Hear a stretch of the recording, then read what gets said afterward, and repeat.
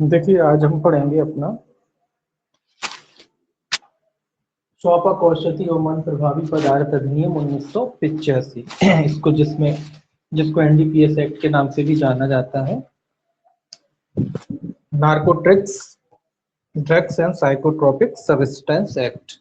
इसका नाम भी याद रखना है आपको पूरा कि क्या नाम है इसका, हिंदी में इंग्लिश में दोनों में याद रखना है आपको। इसका नाम स्वापक औषधि और मन प्रभावी पदार्थ अधिनियम 1985, इसका नाम भी पूछते हैं कभी कभी, है ना। इंग्लिश में भी याद रखना है narcotics drugs and psychotropic substance act, with spelling याद रखना है इंग्लिश में आपको 1985। ठीक है, इस अधिनियम को आज हम शुरू करेंगे। देखिए इस अधिनियम में सबसे पहले तो राष्ट्रपति की स्वीकृति की बात है, तो आपके बैरक में लिखा हुआ ये 16 सितंबर 1985 को जो है इस अधिनियम को राष्ट्रपति की स्वीकृति प्राप्त हुई। ये आपको याद रखना है 16 सितंबर ये है 1985 को इसको राष्ट्रपति की स्वीकृति प्राप्त हुई। दूसरी पूछी जाती है इसकी प्रवर्तन की तिथि, ये कि कब प्रवर्तन में आया। तो ये अधिनियम की प्रवर्तन की तिथि ये लिखी है 14 नवंबर 1985। 14 नवंबर 1985 जो है इसके प्रवर्तन की तिथि है, ये भी याद रखना है आपको। ये दोनों डेटें आपको याद रखना है। इसके बाद इसमें एक मेजर अमेंडमेंट हुआ था 2014 में, तो उसकी डेट भी याद रखना, वो भी पूछी जा सकती है कि उसमें जो मेजर अमेंडमेंट हुए थे वो कब हुए थे। तो जो मेजर अमेंडमेंट हुए थे उसमें 1/5/2014 जिसके अमेंडमेंट की तिथि है, ये भी याद रखना। जो अभी हाल में हुए थे 2014 में उसका तिथि है, तो ये भी याद रखना 1/5/2014 में ये प्रवर्तन में आ गए थे। जब 2014 में हुए तो इसके प्रवर्तन की तिथि है जो अमेंडमेंट हुए थे। अब इस अधिनियम का जो है उद्देश्य क्या होता है, कोई अधिनियम बनाया जाता है तो उसका उद्देश्य होता है, तो उद्देश्य का है, इसकी उद्देश्य का लिखी हुई है, तो उद्देश्य का एक बार आप पढ़ लेंगे। और ये कह रहा है कि भारत गणराज्य के गणराज्यत्व निकालना आपको आता ही है, 1950 से 1985 तक का निकालेंगे तो 36वें वर्ष में भारत गणराज्य की कौन से वर्ष में लागू हुआ है, 36वें वर्ष में ये लागू हुआ। ठीक है, अब इसका उद्देश्य क्या है, इसका उद्देश्य यहाँ जो स्वापक औषधि काफी बड़ा नाम है तो एनडीपीएस ही कहेंगे हम लोग इससे आगे। तो ये कह रहा है कि एनडीपीएस संबंधी सभी विधियों को जोड़ना, समीकरण करना। आप इसकी जब उद्देश्य का पढ़ोगे तो उससे आपको स्पष्ट हो जाएगा। इसका उद्देश्य क्या है, एनडीपीएस संबंधी जो विधियां थी, ढेर सारी कई विधियां होती हैं, तो उन सभी विधियों को आपस में जोड़ना। दूसरा उद्देश्य है इसका एनडीपीएस संबंधी क्रियाओं का नियंत्रण करना। जो भी एनडीपीएस संबंधी जो भी औषधि स्वापक औषधि और मन प्रभावी पदार्थ संबंधी क्रियाएं होती हैं उन पर नियंत्रण रखना। तीसरा इसका सबसे ज्यादा उद्देश्य है, अब जो एनडीपीएस संबंधी जो होता है स्वापक औषधि और मन प्रभावी पदार्थ संबंधी जो होता है अवैध व्यापार होता है उन पर नियंत्रण करना। इनका अवैध व्यापार जो किया जाता है उस पर भी नियंत्रण रखना इस अधिनियम का उद्देश्य है। अगला है एनडीपीएस संबंधी पदार्थों की जो जब्ती वगैरह की जाती, समर्पण कहते हैं जिससे समर्पण वगैरह किया जाता है, उनको विनियमित करना। जो अवैध व्यापार होगा तो उसमें जो भी चीजें जब्त वगैरह की जाएंगी उन पर उनका भी नियंत्रण करना या विनियमित करना, ये भी उद्देश्य है। और सबसे इंपॉर्टेंट उद्देश्य इसका ये है कि जो अंतरराष्ट्रीय समझौते होते हैं, कन्वेंशन वगैरह में जो भारत ने भाग लिया तो अंतरराष्ट्रीय समझौते हुए हैं, उन पर करार हुए हैं, तो उन अंतरराष्ट्रीय करारों को लागू कराना, ये इस अधिनियम के उद्देश्य, ये याद रखने हैं आपको, है ना। एक दो बार पढ़ लोगे तो याद हो जाए। ये सबसे ज्यादा इंपॉर्टेंट है, अंतरराष्ट्रीय समझौते हैं उनको प्रभावी कराना, ताकि अच्छे तरीके से भारत में भी जो भारत सरकार ने जो अंतरराष्ट्रीय समझौते किए, कन्वेंशनों में भाग लेकर के, तो उन समझौतों को लागू कराया जा सके, ये इस अधिनियम का उद्देश्य, महत्वपूर्ण उद्देश्य। अब ये कहता है इसका विस्तार की बात आता है, अध्याय 1 इसका हम देखेंगे। अध्याय 1 पहला जो अध्याय है, देखिए इधर ही लिख लेते हैं, यहाँ लिख लेते हैं, ये अध्याय 1। देखिए अध्याय 1 क्या कहता है। अध्याय 1 प्रारंभिक होता है सभी का, इसमें भी प्रारंभिक ही है। पहला धारा जो है सेक्शन 1 वो कहता है संक्षिप्त नाम विस्तार और प्रारंभ। तो इसका नाम बताया गया है कि क्या नाम है इस अधिनियम का, तो इस अधिनियम का नाम आप ऊपर लिखना ही है, स्वापक औषधि और मन प्रभावी पदार्थ अधिनियम 1985 इसका नाम है। अब दूसरा बात आता है कि ये अधिनियम लागू कहाँ होता है, तो ये अधिनियम जो है संपूर्ण भारत पर लागू होता है। पहला तो आपको याद रखना है कि ये संपूर्ण भारत पे लागू होता है। दूसरा ये याद रखना है कि ये भारत के बाहर रहने वाले कई लोग होते हैं जो भारत के बाहर रहते हैं, भारत के नागरिक हैं, तो उन पर भी लागू होता है। ये कह रहा है भारत के बाहर रहने वाले भारत के समस्त नागरिकों पर लागू होता है। ऐसे नागरिक जो भारत के बाहर रहते हैं उन सभी लोगों पे ये लागू होता है। अगर भारत के कोई व्यक्ति बाहर रहता है और वो भारत की नागरिकता हासिल किए हुए अभी भी, तो वो उन पे भी लागू होगा। तीसरा इंपॉर्टेंट है सबसे ज्यादा, ये कहता है रजिस्ट्रीकृत जलयान, मतलब ऐसे कोई जलयान वायुयान हो सकते हैं जो भारत में रजिस्ट्रीकृत है। कोई भी जलयान होगा या वायुयान होगा जो भारत में रजिस्ट्रीकृत है, तो उन पर भी ये लागू होता है, और उसमें जो भी व्यक्ति बैठे चाहे वो नागरिक हो अनागरिक, उन पर भी ये लागू होगा। भारत में रजिस्ट्रीकृत कोई यान या जलयान है, वो दुनिया के किसी भी कोने में हो ये अधिनियम उस पर लागू होता है। साथ ही साथ उसमें बैठे हुए लोगों पर भी लागू होगा जो उस समय उसमें बैठे हुए, चाहे वो भारत के नागरिक हो या ना हो, इसमें नागरिक वाली बात नहीं आएगी। भारत में रजिस्ट्रीकृत कोई जलयान है या यान है, अगर उसमें अपराध होता है भले ही कोई विदेशी भी करे तो उस पर भी लागू होगा। तो याद रखें भारत में रजिस्ट्रीकृत जो यान और जलयान होते हैं उस पर ये लागू होता है, वो चाहे दुनिया के किसी भी कोने में क्यों ना हो, और किसी भी व्यक्ति द्वारा उसमें अपराध किया जाएगा तो वो इस एनडीपीएस अधिनियम के दायरे में आएगा। ठीक है, ये आपको याद रखना है इसमें। अब ये कहता है इसकी प्रवर्तन की तिथि क्या होगी। तो इसके प्रवर्तन की तिथि के बारे में ये कहता है कि जैसा कि केंद्र सरकार राजपत्र में अधिसूचना द्वारा नियत करे वो तिथि इसके प्रवर्तन की तिथि होगी। तो जो तिथि थी राज्य सरकार ने राजपत्र में, ये वाली आपने देखा 14 नवंबर 1985। अब यहाँ थोड़ा और समझने वाली बात है। अब क्वेश्चन अगर आया कि इसके प्रवर्तन की तिथि क्या है, एक आपको ये डेट भी दे रखी है और दूसरा लिख रखा है कि केंद्र सरकार द्वारा उस तारीख को जो केंद्र सरकार राजपत्र में अधिसूचना द्वारा नियत करे, ये दूसरा ऑप्शन दे रखा है ना। और दो डेटें और कोई और दे रखी है, तो फिर आप कौन सा आंसर चुनोगे, ये भी सही है। और दूसरा ये लिखा है कि राजपत्र में अधिसूचना द्वारा केंद्र सरकार, वो भी सही है। तो फिर कौन सा चुनोगे, अगर कोई इसमें उपरोक्त दोनों वाला आंसर नहीं है कोई, तो फिर कौन से चुनोगे, फिर आप चुनोगे कि उस तारीख को जो केंद्र सरकार घोषित करे, ये वाला आंसर आप उसमें चुनोगे। ठीक है ना, उस तारीख को प्रवृत्त होगा जो केंद्र सरकार राजपत्र में अधिसूचना द्वारा नियत करे। तो सबसे बेस्ट आंसर उसमें यही होगा कि जो केंद्र सरकार अधिसूचना द्वारा नियत करे वही तारीख को ये लागू मानी जाएगी। हाँ, अगर ऑप्शन में ये भी तिथि है और वो भी लिखा हुआ है और लिखा है उपरोक्त दोनों, तो फिर उपरोक्त दोनों चुन लोगे आप। ठीक है ना, तो जैसा क्वेश्चन आया, अगर ये डेट आती तो ये डेट चुनोगे, अगर उसमें लिखा रहता है केंद्र सरकार द्वारा नियत तारीख और उपरोक्त दोनों लिखा रहता है तो फिर आप उपरोक्त दोनों चुनोगे। तो ये आपको ध्यान रखना है कि क्या चुनना है परीक्षा में। ठीक है ना, अब क्योंकि हमारा जो पेपर होता है डायरेक्ट वाइज होता है, तो डायरेक्ट यही कहता है कि जो केंद्र सरकार अधिसूचना में प्रवर्तित करेगा वही डेट पे लागू होगा, और वो डेट अपन जानते हैं कौन सी है, 14 नवंबर 1985।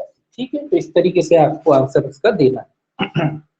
इसके बाद इसका दूसरा सबसे इंपॉर्टेंट खंड आता है परिभाषाओं का, सेक्शन 2 है, जो सेक्शन 2 है, इसमें परिभाषाएं दी गई हैं जो इंपॉर्टेंट है काफी, जो आपको बिल्कुल आराम से पढ़ना है। व्यसनी या एडिक्ट जिसे बोलते हैं, जिसको लत लग गई है, तो व्यसनी या एडिक्ट की परिभाषा दी गई है। पहली जो परिभाषा व्यसनी की परिभाषा दी गई,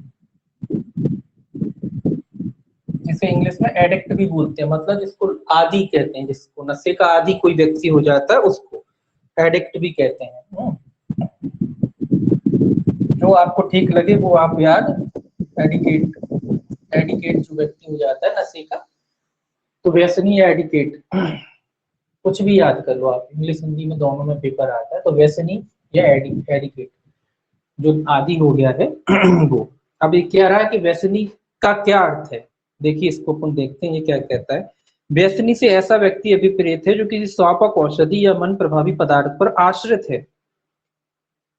ये क्या कह रहा है, ऐसा व्यक्ति जो एनडीपीएस लिखेंगे हम यहाँ, बार बार वो शब्द नहीं लिखेंगे, एनडीपीएस पदार्थों पर क्या है, आश्रित है, मतलब उसके बगैर नहीं रह सकता वो, इस पर बिल्कुल उसकी जीवन बिल्कुल क्या हो गया, बिल्कुल निर्भर करता है, वो इस पर बिल्कुल पूर्ण रूप से आश्रित हो गया, इसके बगैर वो जी नहीं पा रहा है। तो इस तरीके का व्यक्ति जो आदी हो गया है किसी नशीली पदार्थों का, वो क्या कहलाएगा, आदी व्यक्ति कहलाएगा, मतलब व्यसनी व्यक्ति कहलाएगा। तो ये याद रखना है। इससे पहले नशे का आदि था, ये शब्द आया था, लेकिन अभी जो संशोधन के बाद इसमें लिखा है ऐसा व्यक्ति अभिप्रेत है जो स्वापक औषधि और उन्नयन प्रभावी पदार्थ पर आश्रित है। तो कैसा व्यक्ति है व्यसनी?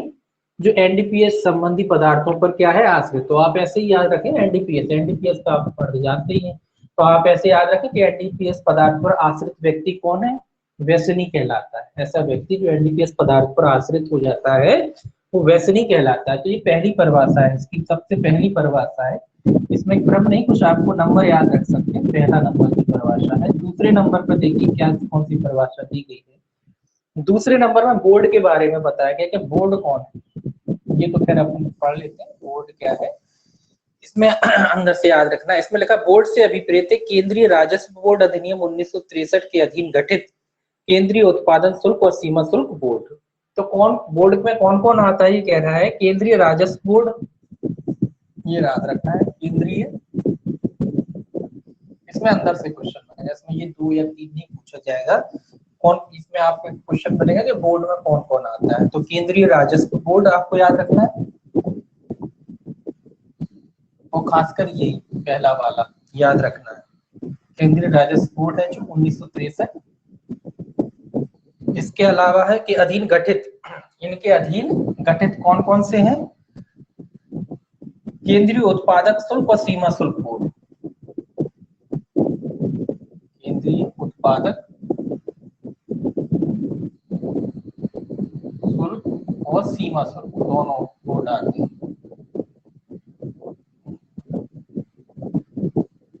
बस इतना ही बहुत है। तो केंद्रीय उत्पादक शुल्क और सीमा शुल्क बोर्ड जो केंद्र किसके द्वारा स्थापित किए गए? केंद्रीय राज्य बोर्ड 1963 के अधीन गठित किए गए हों। इसमें लिखा है केंद्रीय राजस्व बोर्ड अधिनियम 1963 के अधीन गठित कौन कौन से बोर्ड आते हैं? केंद्रीय उत्पादक शुल्क बोर्ड और सीमा शुल्क बोर्ड। तो 2 प्रकार के बोर्ड आते हैं, केंद्रीय उत्पादन शुल्क बोर्ड और सीमा शुल्क बोर्ड। और किसके अधीन गठित किए गए हों? केंद्रीय राजस्व बोर्ड 1963 के अधीन गठित किए गए हों ऐसे बोर्ड, यानी ये दोनों बोर्ड इसके अंतर्गत आते हैं, केंद्रीय उत्पादन शुल्क और सीमा शुल्क बोर्ड। किसके द्वारा स्थापित की जाएंगे? केंद्रीय राजस्व बोर्ड 1963 के द्वारा। ठीक है, ये याद करना, कोई खास नहीं है, लेकिन बस कभी कभी क्वेश्चन इससे बनता है कि कौन कौन से आते हैं। ये दोनों याद रखना, केंद्रीय उत्पादन और सीमा शुल्क बोर्ड, और किसके द्वारा गठित की जाती है? इसके द्वारा। ठीक है, ये याद रखना। तीसरा देखिए क्या कहता है, तीसरा जो है इसका क्या कहता है, इसमें कैनविस है। अब आपकी ठीक परिभाषाएं शुरू है। कैनविस की परिभाषा या हेम्प भी कहते हैं, कैनविस को हेम्प भी कहते हैं। तो कैनविस की परिभाषा है, ध्यान से पढ़ना है इसकी परिभाषा है। परिभाषाओं से क्वेश्चन बनते हैं, ठीक है ना, अंदर से भी बनते हैं, परिभाषाओं से भी बनते हैं क्वेश्चन। तो ये क्या कह रहा है कि इसका क्या अर्थ है? कैनविस का क्या अर्थ है, या हेम्प कह लीजिए उसको, हेम्प का क्या अर्थ? ये नाम आप कहोगे कैनविस एक नाम है, इनके बॉटनिकल नेम है, जो पौधे होते हैं उनके बॉटनिकल नेम होते हैं, तो वो आपको याद रखना है। कैनविस हेम्प, हेम्प भी बोलते हैं। तो कैनविस हेम्प का पौधा होता है ये, उनके ये कह रहा है उसका क्या अर्थ है। ये कह रहा है कैनविस से अभिप्रेत है। पहले तो आप याद रखें क्या क्या चीजें कैनविस में आ रही हैं। पहला कह रहा है चरस, तो पहले तो आप यही याद रखें कि क्या क्या आता है कैनविस में? चरस, एक शब्द तो आप यही रखें याद। दूसरा आप कह रहा है गांजा, ये अपन दूसरे में पढ़ेंगे। तो पहले कह रहे थे चरस क्या है, इसमें लिखा चरस अर्थात कच्चा या शोधित किसी भी रूप में पृथक किया गया रेजिन जो कैनविस के पौधे से प्राप्त किया गया हो, और उसके अंतर्गत हशीश तेल या द्रव्य हशीश के नाम से ज्ञात सांद्रित निर्मित और रेजिन आता है। अब आप कहोगे ये क्या है? देखिए चरस अर्थात कच्चा कोकेन, चरस का अर्थ क्या है? कच्चा कोकेन, अर्थात ये कह रहा है चरस का क्या अर्थ है? कच्चा कोकेन, कच्चा, कच्चा या शोधित दोनों ही है, कच्चा या शोधित। कच्चा भी आएगा इसमें, शोधित मतलब उसका जो रूप परिवर्तित करके जो बनाया जाता है, शोधित, शोधित है, शोधित मतलब उसको रूप परिवर्तित करके रिफाइंड करके जो बनाया जाता है प्रोडक्ट, वो भी आएगा, है ना, शोधित। या किसी भी रूप में पृथक किया रेजिन, ये याद रखना है, किसी भी रूप में पृथक किया गया उसका रेजिन जो कैनविस के पौधे से प्राप्त किया गया हो, और उसके अंतर्गत हशीश का तेल, ये जरूर याद रखना, ये पूछा जाता है। हशीश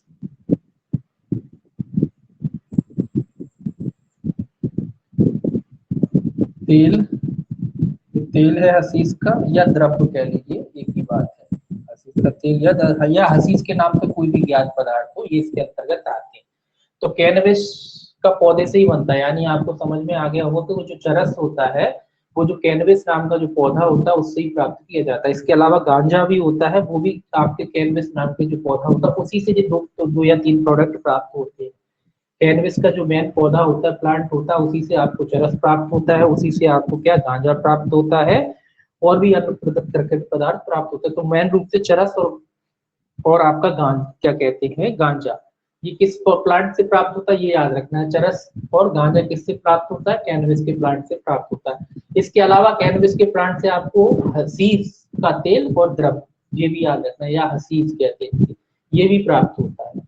चरस प्राप्त होता है, गांजा प्राप्त होता है, हसीस का तेल और द्रव्य ये भी याद रखना है, ये प्राप्त होता है ना। तो ये काय में अब ये कह रहा है कि चरस की परिभाषा में क्या क्या आ रहे हैं। चरस में कच्चा या शोधित रेजिन आता है जो इसके प्लांट से बनाया जाता है, साथ ही साथ हसीस का तेल भी आता है। चरस की पर्टिकुलर की बात करें तो चरस में क्या क्या आता है? कच्चा या शोधित रेजिन आता है जो इस प्लांट से प्राप्त किया जाता है, या हसीस का तेल और द्रव्य। यानी जो हसीस का तेल, अगर इतना बात करें कि जो हसीस का तेल काय की परिभाषा में आ रहा है? चरस के अंतर्गत आ रहा है, ठीक है। तो ये याद रखिए, हसीस का तेल क्या है? चरस के अंतर्गत आ रहा है, तो ये याद रखना है कि चरस के अंतर्गत आता है, चरस से ही बनता है जो पेड़ प्लांट, तो यही है। लेकिन ये प्रोडक्ट होते हैं अलग अलग, एक के बाद दूसरा प्रोडक्ट उसी तरीके से बनते जाते हैं। दूसरा ये कह रहा है कैनबिस के पौधे से क्या प्राप्त होता है? गांजा, आपने नाम सुना होगा इसका, तो गांजा, चरस का भी नाम सुना होगा गांजा। इसके बाद कई प्रोडक्ट आते हैं। गांजा लिखा अर्थात कैनबिस के पौधे के फूलने और फलने वाले सिरे। अब गांजे का क्या अर्थ है ये थोड़ा याद रखना है। गांजे का अर्थ है कैनबिस के पौधे, कौन सा कैनबिस पौधा लिखने की जरूरत नहीं है। फलन फूलने वाले, पौधे के फूलने वाले, यानी कि फूलने वाले मतलब फूल मान लीजिए आप, जो उसका प्लांट होता है फूल उसके फूलने वाले, और फलने वाले और फल, दोनों चीजें मान लीजिए, फूल और फल। फलने वाले सिरे, इसके अंतर्गत बीज और पत्तियां जब वे सिरे के साथ ना हो नहीं आती, ये बाद में मैं बताऊंगा, चाहे वे किसी भी नाम से ज्ञात हो अभिज्ञात हो। तो गांचे में क्या क्या आता है? कैनबिस का पौधे की बात कर रहे हैं ना, तो यहाँ कैनबिस लिखा नहीं है। तो कैनबिस के पौधे के जो फूल होते हैं और उसके जो फल होते हैं वो गांजे की परिभाषा में आते हैं, ये याद रखना आप, ये छोटी छोटी बातें याद रखना है। कैनबिस के पौधे का कौन सा भाग गांजे की श्रेणी में आता है? केवल उसका फल और उसका फूल। फूल और फल जो होते हैं, क्या होता है कैनबिस का पौधे का, जो गांजे का पौधा होता है इस तरीके से होता है, इस पे एक बड़ा सा लट्टू जैसा लगा रहता है ऊपर का, है ना, बड़ा सा लट्टू सा रहता है, अनार के टाइप का रहता है, अनार जैसा रहता है, जैसे अनार होता है ना उस टाइप का लगा रहता है। तो उस पे यहाँ पे ये लोग चीरा लगा लगा के ये प्राप्त करते हैं। सुबह के टाइम चीरा लगता है पेट से, तो उसमें एक लैक्टिक टाइप का दूध टाइप का निकलता है, उसको वो जम जाता है, फिर उसको खरोच खरोच के ये सारी चीजें बनाई जाती है, ठीक है। उस पर वो चीरा लगाया जाता है, जब वो पक जाता है फल तो उस पर वो चीरा लगाया जाता है। तो ये कह रहा है क्या इसमें शामिल है, चरस में क्या शामिल है, क्या कहते हैं गांजे में उसका फल जो होता है, कैनबिस के पौधे का जो फल होता है, और साथ ही साथ उसके जो फूल होते हैं वो शामिल है। लेकिन इसमें एक अपवाद लिखा है जी बीच में, इसके अंतर्गत बीज और पत्तियां जब वे सिरे के साथ ना हो नहीं आती। मतलब उसका जो फूल मिला के ये कह रहा है कि जो फूल और फल के साथ अगर नहीं है, बीज अकेला है उसका, उसका जो बीज होता है और उसकी डंडियां वगैरह होती हैं, तो वो इसकी परिभाषा में नहीं आती अगर वो सिरे के साथ नहीं है। मतलब केवल डंडी डंडी है, ऊपर का सिरा नहीं है, पत्तियां भी हैं, बीज भी है, क्योंकि उसका जो पूरा के पूरा जो जो एनडीपीएस संबंधी पदार्थ होता है वो केवल फल से प्राप्त होता है, फल और जो फूल होता है केवल उसी से प्राप्त हो रहा है। तो नीचे की जो डंडियां हैं, पत्तियां हैं, वो इसकी परिभाषा में नहीं आती, यहाँ तक कि बीज भी नहीं आता है ना, तो याद रखेंगे बीज भी नहीं आता, ठीक है। तो ये याद रखेंगे गांजे में क्या क्या आता है, कैनबिस के पौधे का फूल और फल। तो आप कहोगे कि इतना क्यों बता रहे हैं, ये भी पूछा जाता है, ये भी पूछा जाता है कि गांजे में क्या क्या आता है। कैनबिस के प्लांट के जो फूल होते हैं, फल होते हैं, वही आते हैं, ठीक है, बाकी नहीं आता है। तो इस तरीके से भी क्वेश्चन आता है, ठीक है। अब देखिए अगला लिखा है इसका तीसरा, उपरोक्त किसी भी प्रकार के कैनबिस का कोई मिश्रण, चाहे वे किसी निष्प्रभावी पदार्थ सहित या उसके बिना हो, उसमें निर्मित कोई पेय। ये कह रहा है कि उस इन दोनों चीजों से, कैनबिस के पौधे से बनाया गया कोई भी पदार्थ, चाहे वो निष्प्रभावी हो या ना हो, उससे फर्क नहीं पड़ता, कोई भी पदार्थ जो इनसे बनाया जाता है वो भी काय की परिभाषा में आता है, कैनबिस की परिभाषा में आता है, चाहे उसमें नशा हो या ना हो, दोनों की बात कह रहा है। अगर आप इन चीजों से यानी कैनबिस के प्लांट से जो भी चीज बनाते हैं, जो भी प्रोडक्ट बनाते हैं, वो कैनबिस या हेम्प, जो हेम्प है उसकी परिभाषा में आता है, ये याद रखना है। काय में आता है, जो आपने कैनबिस बनाया है उससे का जो प्रोडक्ट है वो भी कैनबिस की परिभाषा में आता है। अब देखिए चौथी जो परिभाषा है वो कहती है कैनबिस के प्लांट की बात कहती है। चौथी परिभाषा कैनबिस का पौधा। तो कैनबिस के पौधे की कोई खास परिभाषा नहीं लिखी है, इसमें लिखा है कैनबिस वंश का कोई भी पौधा अभिप्रेत है। क्या होता है, जो पौधा होते हैं इनके कई वंश होते हैं, जाति उति वंश होते हैं, कई प्रकार के पौधे होते हैं। तो ये कह रहा है जितने भी सारे के सारे जो प्लांट आते हैं कैनबिस के वंश के अंतर्गत वो सभी शामिल, सारी शामिल, इसीलिए परिभाषा लिखना जरूरी समझी कि कोई प्लांट की जो कई वैरायटी होती है तो किसी को छोड़ ना दिया जाए। तो ये कहता है कि कैनबिस वंश का पौधा अभिप्रेत, मतलब इसके वंश में जितने भी पौधे आते हैं सभी के सभी कैनबिस के पौधे की परिभाषा में शामिल है, किसी को छोड़ा नहीं जाएगा। ठीक है, अगला देखिए इसका चौथा ए जुड़ा है, केंद्रीय कारखान, केंद्रीय सरकार के कारखानों, केंद्र सरकार के कारखानों की बात कह रहा है, चौथा का ए जोड़ा है इन्होंने, केंद्र सरकार के कारखानों की बात कर रहा है, केंद्र सरकार के कारखाने। ठीक है, तो इसकी परिभाषा दी, इसको तो पढ़ लें, जो खास नहीं है जी। इसमें लिखा है केंद्र सरकार से अभिप्रेत है केंद्र सरकार के स्वामित्व अधीन कारखाने या किसी ऐसी कंपनी के स्वामित्व अधीन कारखाने जिसमें केंद्र सरकार समादत्त शेयर पूंजी का कम से कम 51% धारण करती है। दो बातें आई हैं इसमें, कारखाने जो केंद्र सरकार द्वारा स्थापित है उसमें दो बातें आई, या तो केंद्रीय सरकार ने स्थापित किया हो, स्थापना ही केंद्र सरकार ने की हो और पूर्ण रूप से केंद्र सरकार के अधीन हो, या फिर पार्टनरशिप की बात कह रहा है कि अगर पार्टनरशिप में कोई कारखाना चलाया जा रहा है तो उसमें 51% भूमिका होनी चाहिए, मतलब 51% हिस्सेदारी होनी चाहिए केंद्र की। तो ऐसे कारखानों को क्या बोला जाएगा, केंद्र सरकार द्वारा स्थापित कारखाने बोला जाएगा, ये याद रखें। कितने परसेंट, ये तो आप जानते हैं, जहां केंद्र सरकार ने स्थापित किया उसमें तो कोई डाउट है ही नहीं, लेकिन कह रहा है जब समझौता होता है, एग्रीमेंट होता है, सरकार कई अन्य कंपनियों के साथ मिलकर कारखाने खोलती है, तो ऐसी दशा में कब माना जाएगा उसे केंद्रीय कारखाना, जब 51% यानी 49% अदर कंपनी का रहेगा और 51% किसका रहेगा, सरकार का रहेगा, केंद्र सरकार का रहेगा। तो ऐसे कारखानों को क्या बोला जाएगा, केंद्रीय सरकार द्वारा स्थापित कारखाने बोला जाएगा। मतलब जिसमें भी 51% या उससे अधिक की भागीदारी होगी ऐसा कारखाना केंद्रीय सरकार द्वारा स्थापित कारखाना ही माना जाएगा, केंद्रीय सरकार के कारखानों के अंतर्गत आएगा। ठीक है, 51% या उससे अधिक कितनी भी हो सकती, 51% तो होनी चाहिए, 51% से ऊपर जितने भी उनकी सरकार का भाग होगा वो केंद्र सरकार द्वारा के कारखानों की श्रेणी में आएगा। ठीक है, ये याद रखना। तो ये 51% से अधिक शेयर होना चाहिए इसका, सरकार का। अब देखिए पांचवा है कोका के व्युत्पत्ति। अभी आपने पढ़ा कैनबिस, ये इंपॉर्टेंट है, वैसनी की परिभाषा इंपॉर्टेंट है, इसमें कैनबिस की आपको याद रखना, ये भी इंपॉर्टेंट परिभाषा थी। अब आप देखिए कोका, ये शब्द नाम ऐसे हैं तो ऐसे ही याद रखने हैं आपको इसको।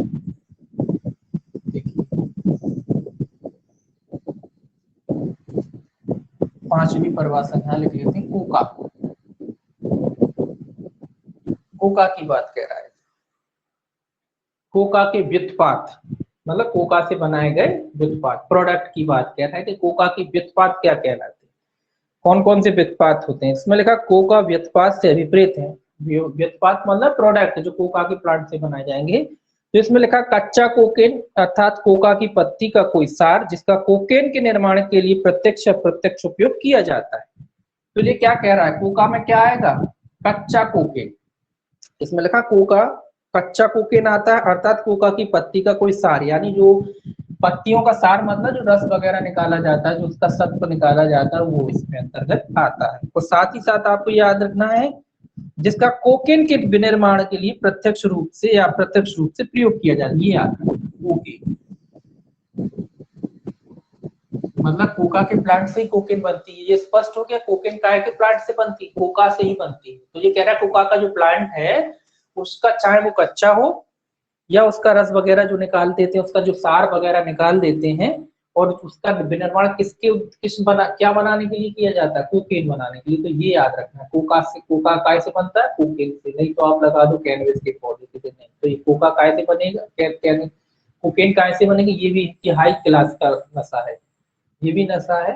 कैनबिस का चरस गांजा, और उससे भी ऊपर की क्वालिटी का कोकेन। उसके बाद हेरोइन आएगा, बहुत सारे चीज होते हैं, बहुत प्रोडक्ट होते हैं, ये इनकी अलग प्लांटों से बनते हैं, अलग अलग इनकी नसों की वैरायटी होती है। ऊंचाई पे भी थोड़ा महंगा किस्म का नशा है, ये भी महंगे हैं आम आदमी के हिसाब से, शराब से तो महंगे ही हैं, लेकिन इसके अपेक्षा ये थोड़े सस्ते हैं। चरस गांजा थोड़े सस्ते हैं, ये थोड़ा महंगा है, ये बहुत महंगा है।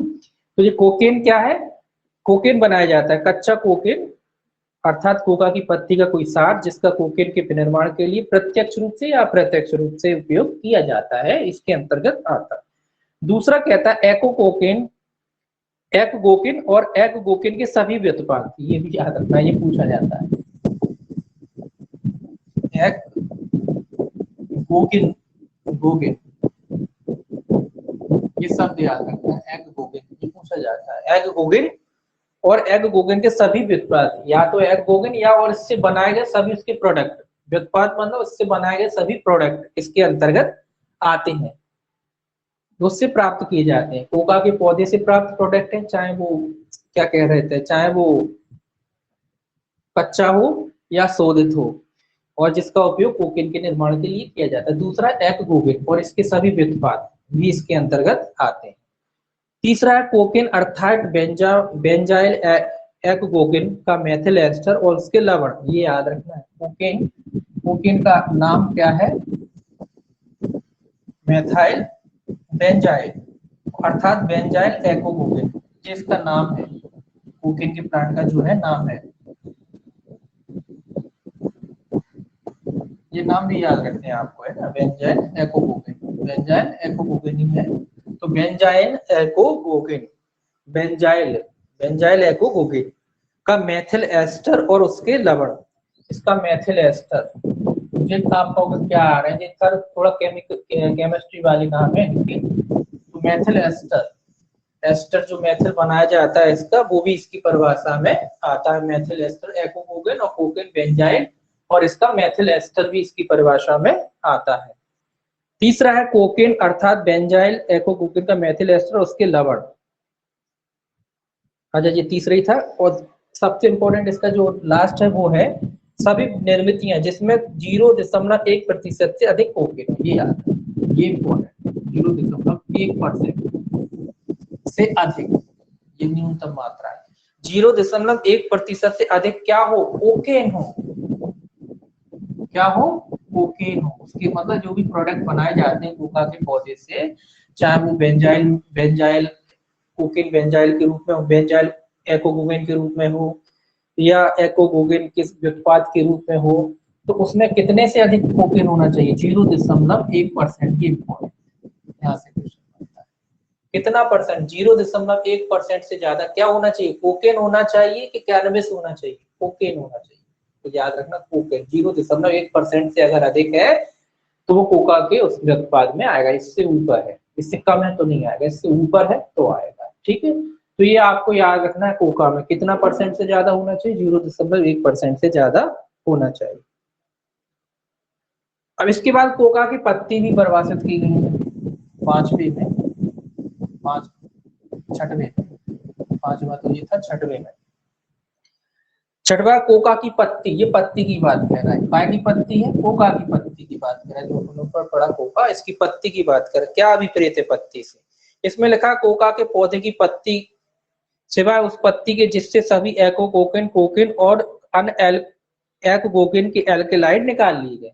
एल्केलाइड मतलब इनका पूरा सार, इनका सत्व जो होता है, ये कह रहा है कि कोका के सभी प्लांट वगैरह, पत्ती वगैरह सब आती है, कि सिवाय उसके, मतलब जिनसे सारा के सारा सत्व निकाल लिया गया है, उनका जो पूरा रस था, जो सारी जो चीजें थी, जो उसमें बिल्कुल जो सत्व वगैरह होता है ना किसी प्लांट में, वो पत्तियों में, वो सारा निकाल लिया गया है उनको छोड़कर, मतलब निकाल लिया गया तो वो घुसा हुआ है, उसको छोड़ दिया जाए।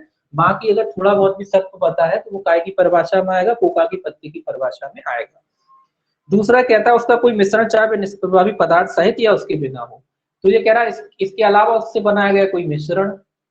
पत्तियां आती हैं, अगर कब नहीं आती? जब उनका सत्व नहीं निकाला गया हो, तब। अगर सत्व निकाल लिया गया है तो नहीं आती, ठीक है ना, पूरा रस वगैरह सत्व वगैरह निकालिए तो नहीं आती। इसके अलावा उससे बनाया गया कोई भी प्रोडक्ट इसके अंतर्गत आता है, चाहे वो उसमें निष्प्रभावी पदार्थ के साथ हो या उसके बिना हो। परंतु लिखा, परंतु इसके अंतर्गत कोई ऐसी निर्मित नहीं है जिसमें 0.1% से अधिक अनधिक कोकेन हो। तो ये कह रहा है, ये क्या कह रहा है, 0, यही बात क्या है, इतने से अधिक ना हो, किंतु इसके अंतर्गत कोई ऐसी निर्मित नहीं है जिसमें 0.1% से अनधिक कोकेन है। तो इसमें भी कितनी मात्रा याद रखना है आपको, 0.1%, ये वाली मात्रा आपको याद रखना है कोकेन, ये पूछी जाती है। तो इसमें कोई पत्ती में कोई नहीं है। अब ये कोका का पौधे की बात कह रहा है, तो कोका का पौधा कौन सा है, एरिथ्रोजाइलिन वंश का, ये नाम पूछा जाता है। आप याद रखेंगे कोका के पौधे की परिभाषा, कोका का पौधा का नाम पूछा जाता है, बॉटनिकल नाम जिसका पूछा जाता है, तो क्या नाम है इसका, एरिथ्रोजाइलिन, ये याद रखना है।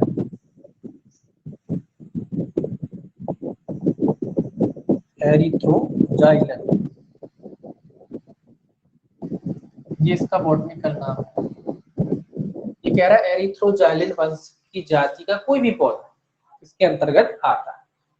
कोका का पौधे में क्या है, कोका का पौधे का बॉटनिकल नाम क्या है, एरिथ्रोजाइलिन वंश। किस वंश का होता है ये, एरिथ्रोजाइलिन वंश का, ये आपको याद रखना है। किस वंश का होता है जी, एरिथ्रोजाइलिन वंश का होता है। कोका का पौधा का क्या है, एरिथ्रोजाइलिन वंश, ये याद रख लेना, इसको ढंग से याद कर लेना, पूछा जाता है एरिथ्रोजाइलिन वंश। कोका का पौधा किस वंश का, एरिथ्रोजाइलिन वंश का होता है, ठीक है, ये याद करना है। इसके अलावा 7A भी जोड़ी गई है, 7A, 7A भी जोड़ी गई है। 7A क्या कहती है, देखिए 7A स्वापक औषधि और मन प्रभावी पदार्थ से संबंधित वाणिज्यिक मात्रा, क्या जोड़ी गई है, यहाँ लिख लेते हैं, इसको मिटा ही लेते हैं, वाणिज्यिक मात्रा की बात कह रहा है।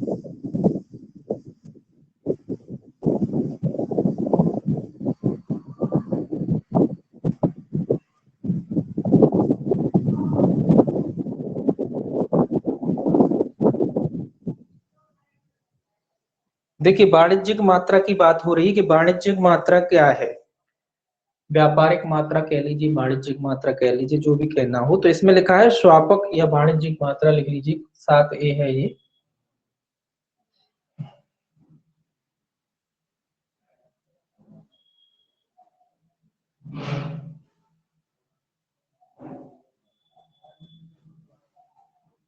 कब माना जाएगा किसी पदार्थ को कि ये वाणिज्यिक मात्रा में है, व्यापारिक मात्रा में, व्यापार करने के लिए, मतलब खरीदने बेचने के लिए उद्देश्य है, कब माना जाएगा।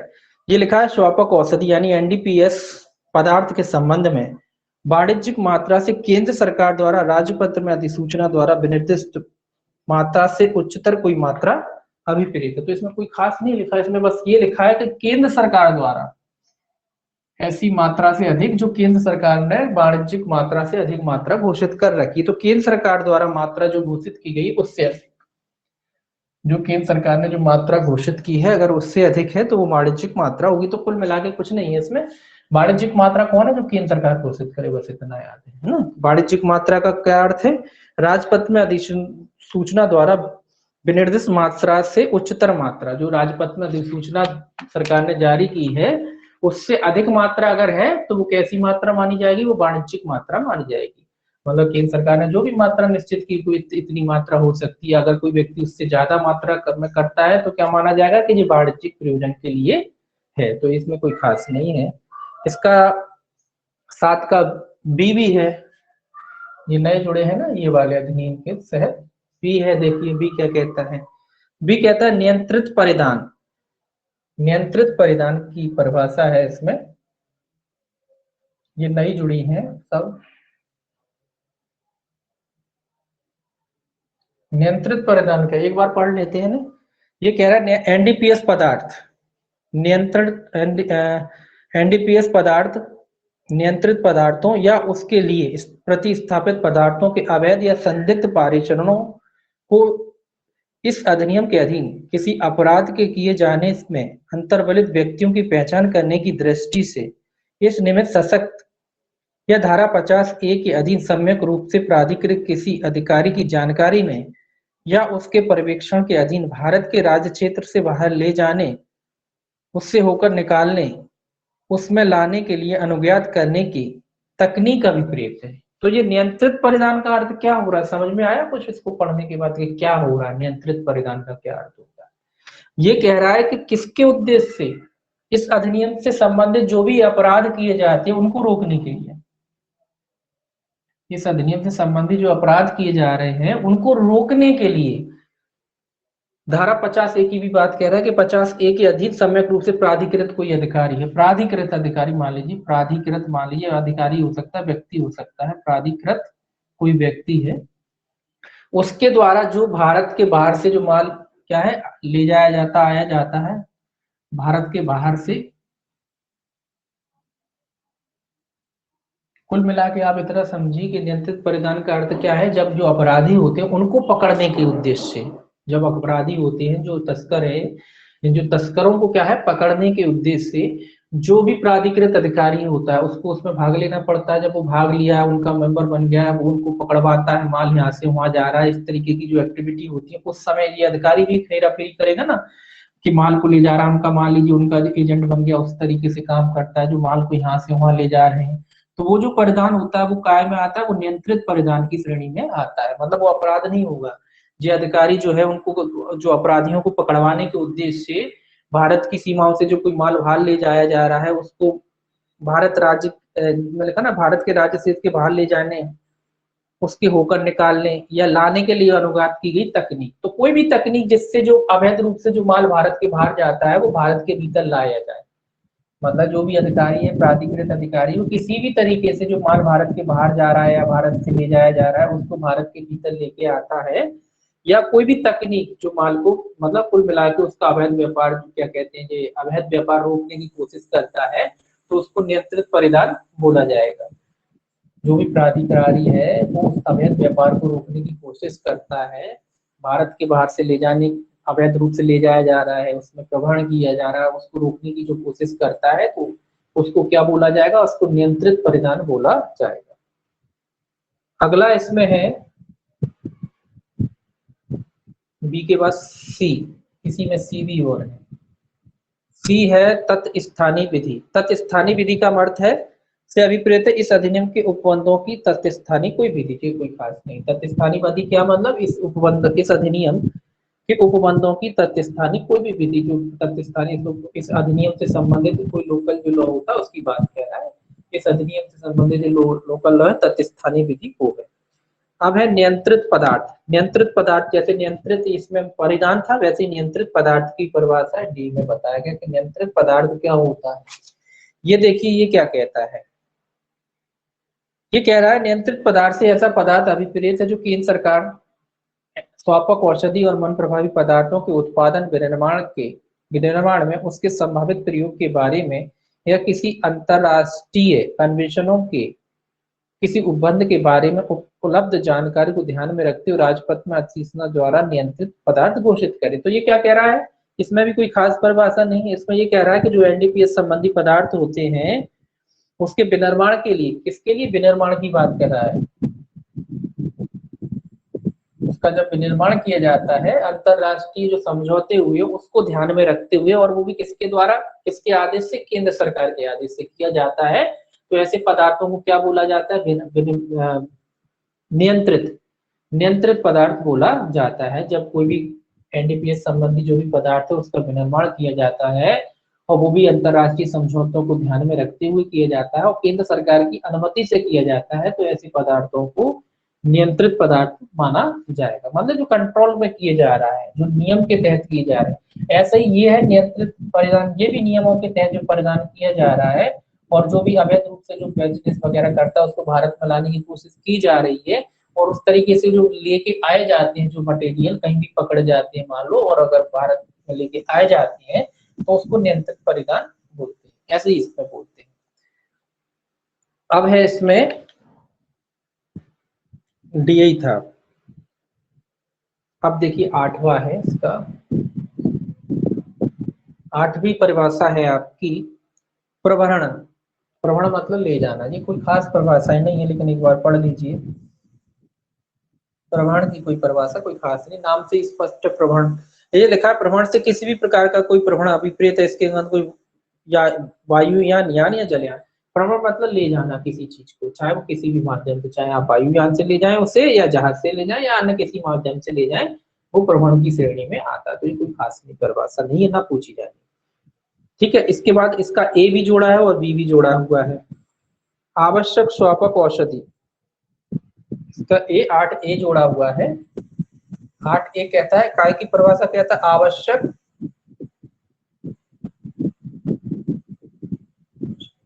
स्वापक औषधि। आवश्यक स्वापक औषधि, क्योंकि इसका मेडिसिन में इस्तेमाल भी होता है ना, तो आवश्यक स्वापक औषधि क्या है, मेडिसिन की बात कह रहा है। आवश्यक स्वापक औषधि कैसी औषधि जिसका मेडिकल में उपयोग होता है, आवश्यक होती है। देखिए ये कह रहा है, आवश्यक स्वापक औषधि से अभिप्रेत केंद्र सरकार द्वारा चिकित्सकीय और वैज्ञानिक उपयोग के लिए अधिसूचित कोई स्वापक औषधि। तो आवश्यक स्वापक औषधि कौन सी है, जो मेडिकल के लिए या वैज्ञानिक प्रयोजनों के लिए उपयोग की जाती है, बस इतना याद रखिए। आवश्यक स्वापक औषधि या आवश्यक एनडीपीएस पदार्थ कौन सा है, जो मेडिकल में और वैज्ञानिक प्रयोजनों के लिए उपयोग किया जाता है। मेडिकल में आप कहोगे कहाँ से, इसका कई दवाइयां तो बनती हैं, ये तो आप जानते ही हो। इसके अलावा आपने देखा होगा, आप जानते होंगे, कई लोग जानते होंगे, किसी व्यक्ति का ऑपरेशन वगैरह होता है उस समय इसका इस्तेमाल होता है। ऐसा आपने देखा होगा, जब किसी व्यक्ति का ऑपरेशन होता है उसे बेहोश किया जाता है ना, तो उसी का इस्तेमाल होता है।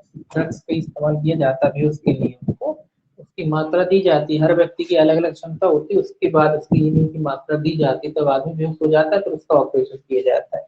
और ये भी देखा जाता है कौन व्यक्ति कितना एडिक्ट है, तो उसके लिए अलग से डॉक्टर होता है, इसका स्पेशलिस्ट डॉक्टर होता है।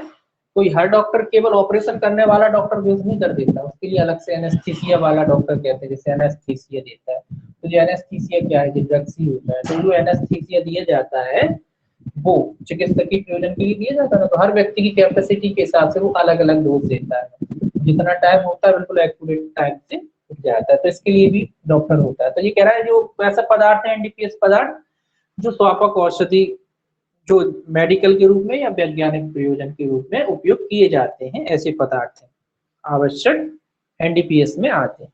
इसका दूसरा भी दिया है बी, अवैध व्यापार। अवैध व्यापार की परिभाषा क्या है, बी इसका है अवैध व्यापार।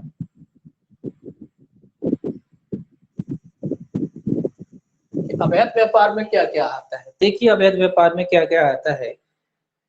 इसमें कई 4 या 5 तरीके बताएं जो अवैध व्यापार की श्रेणी में आते हैं, जो पढ़ने से ही समझ में आ जाएंगे। इसमें लिखा अवैध व्यापार से निम्नलिखित अभिप्रेत है, अर्थात पहला कहता है कोका के पौधे की खेती करना या कोका के पौधे के किसी भाग का संग्रहण करना। तो ये सिंपल है, ये याद रख सकते हैं आप। अवैध व्यापार का अर्थ क्या है, कोका के पौधे की खेती करना। किसके पौधे की खेती करना, कोका के पौधे, कोका लिख दिया मैंने, इसकी खेती करिए, इसका प्रमाण करिए, वो सब इसमें आता है। कोका याद रखिए, काय की खेती करना, कोका के पौधे की खेती करना या उसके किसी भाग का प्रवहन करना, मतलब ले जाना। ठीक है, सभी आ जाएगा उसमें, खेती भी आएगी और प्रवहन भी आएगा। खेती और प्रवहन मतलब उसको ले जाना, ये क्या है, अवैध अवैध व्यापार है ये, गलत तरीके का, मतलब अवैध व्यापार की श्रेणी में आएगा। दूसरा, अफीम पोस्त या कैनबिस के पौधे की खेती करना। कोका की खेती हो गई, ये काय की, अफीम पोस्त, अफीम ये अलग होता है, ये भी एक है अफीम पोस्त। अफीम पोस्त की खेती करना या किसी कैनबिस के पौधे की खेती करना, एक ही बात। ये कैनबिस के वंश का ही होता है ये भी पौधा, तो ये कैनबिस जो वंश है उसी का होता है, इसीलिए कैनबिस लिखा है। अफीम पोस्त की खेती करना या अफीम के पौधे की खेती करना, उसका प्रमाण करना, ये भी अवैध, उसमें क्या कहते हैं, अवैध व्यापार की श्रेणी में आता है। एक देश का नाम सुना हुआ आपने, अफगानिस्तान, उसी के नाम पे पड़ा, अफीम के नाम पे। वहां दुनिया में सबसे ज्यादा अफीम होती है, इसीलिए उसका नाम पड़ा अफगानिस्तान। अफीम से ही नाम पड़ा उसका अफगानिस्तान, उस दुनिया में सबसे ज्यादा अफीम उन्हीं के यहाँ होती है, तो इसी वजह से उनका नाम पड़ा अफगानिस्तान।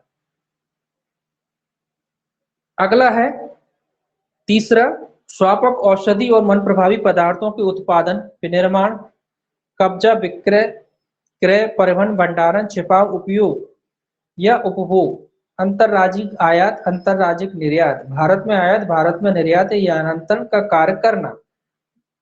ये तो आपको याद ही होगी, किसमें देखिए एनडीपीएस का।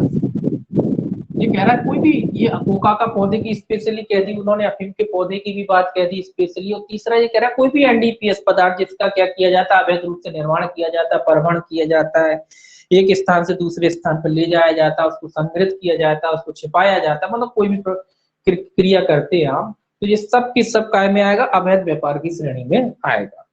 अगला कहता है एनडीपीएस पदार्थ यानी कि स्वापक, औषधि या वन प्रभावी पदार्थों के उपखंड 1 से उपखंड 3 तक में निर्दिष्ट क्रियाओं से भिन्न किन्हीं क्रियाओं से व्यापार करना।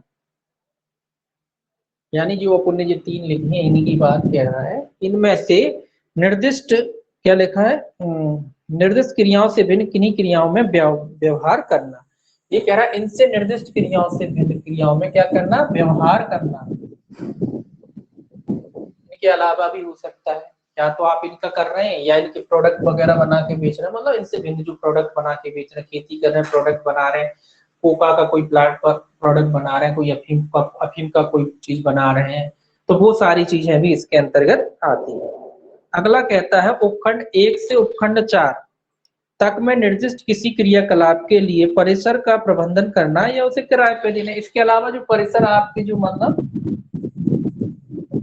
कोई स्थान वगैरह की जरूरत पड़ेगी ना, तो उसको किराए आदि से देना, ये भी अवैध व्यापार की श्रेणी में आएगा। कोका के पौधे की खेती करना, अफीम की खेती करना, एनडीपीएस पदार्थों संबंधी जो अवैध से उसका प्रवहन वगैरह करना, स्टोर वगैरह करना, और इनके अलावा भी इससे संबंधित जो आप कर बनाते हैं चीजें, वो भी इसके अंतर्गत आती। साथ ही साथ जो परिसर वगैरह होते हैं, घर वगैरह होते हैं जो आप किराए से दिए हुए, इन्हीं सब काम करने के लिए, तो ये सब अवैध व्यापार की श्रेणी में आते हैं। सिवाय लिखा है, नीचे अपवाद हो गया, सिवाय उनके जिससे जिन्हें इस अधिनियम के अधीन बनाए गए किसी नियम या किए गए आदेश या जारी की गई किसी अनुज्ञप्ति की शर्त, निबंधन या प्राधिकरण के लिए प्राधिकरण के अधीन अनुज्ञात किया गया है और उसके अंतर्गत निम्नलिखित भी है। तो ये तो अपवाद आप जानते हैं, सिवाय कब, जब लाइसेंसी है इस अधिनियम के द्वारा बनाए गए नियमों के सिवाय।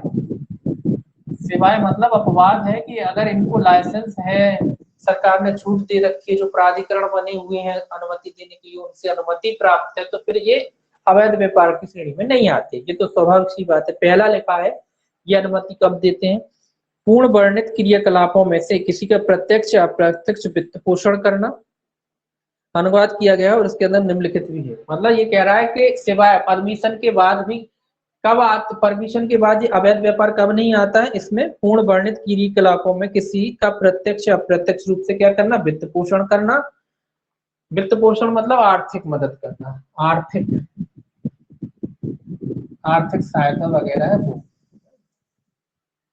अगर नहीं है अगर अनुमति हो फिर आर्थिक सहायता करें तो भी वो अवैध व्यापार में आएगा, है ना। और अगर अनुमति है तो फिर है ही नहीं, और अगर अनुमति नहीं है और फिर भी आप आर्थिक रूप से मदद करें तो भी वो काय में आएगा, वो अवैध व्यापार की श्रेणी में ही आएगा।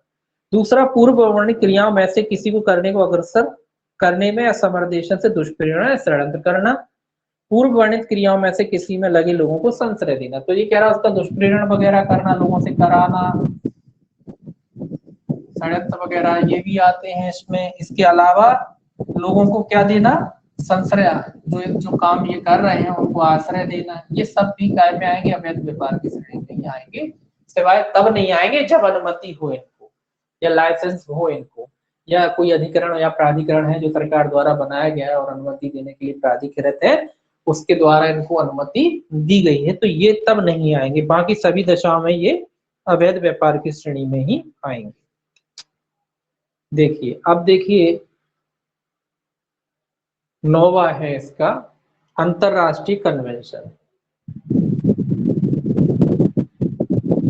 9वां कहेंगे इसे, 9वां है अंतरराष्ट्रीय जो है कन्वेंशन।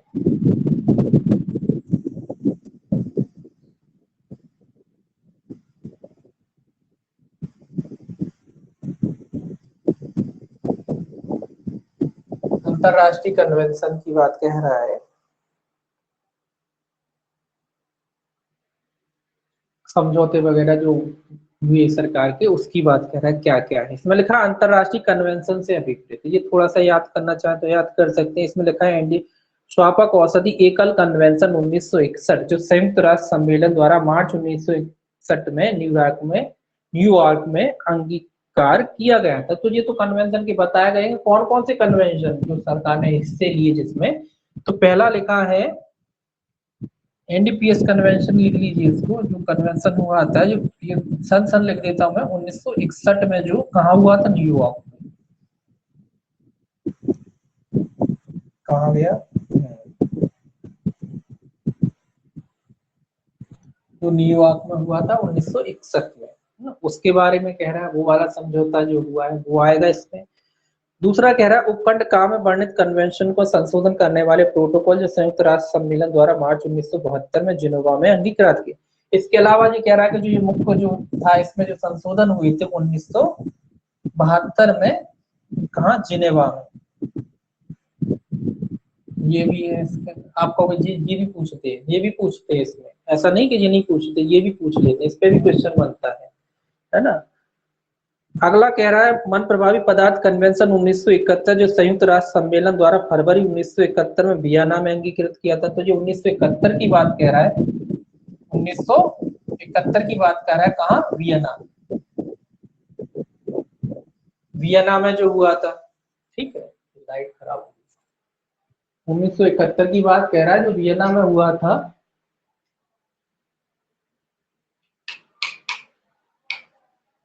उन्नीस सौ इकहत्तर में जो वियना में हुआ था, उसकी बात कह रहा है। और कहाँ थे अपन, हाँ, अगला कह रहा है श्वापक औषधि या मन प्रभावी पदार्थ से संबंधित किसी अंतरराष्ट्रीय कन्वेंशन का संशोधन करने वाला कोई अन्य अंतरराष्ट्रीय कन्वेंशन या प्रोटोकॉल या अन्य लिखित जिसका इस अधिनियम के प्रारंभ के पश्चात भारत द्वारा समर्थन या अंगीकृत किया गया। इसके अलावा अन्य कोई जो कन्वेंशन वगैरह जो हुए हैं जिसका भारत समर्थन करता है या भारत उसका हिस्सेदार रहा है, भारत रसायन बैंक की है, वो सब इसके अंतर्गत आते हैं। तो पहला न्यूयॉर्क वाला है, दूसरा वियना वाला है और तीसरा वियना वाला है। ये इस तरीके से याद कर सकते हैं आप। तो ये सब अंतरराष्ट्रीय कन्वेंशन की श्रेणी में आते हैं, ये हुए थे भारत के, और जो समर्थन करता है भारत जिन चीजों का, जो सम्मेलन इसके अलावा और भी किए भारत ने, तो वो सारे के सारे अंतरराष्ट्रीय कन्वेंशनों की श्रेणी में आते हैं। इसको मिटा लें। इसके बाद है विनिर्माण 10 में।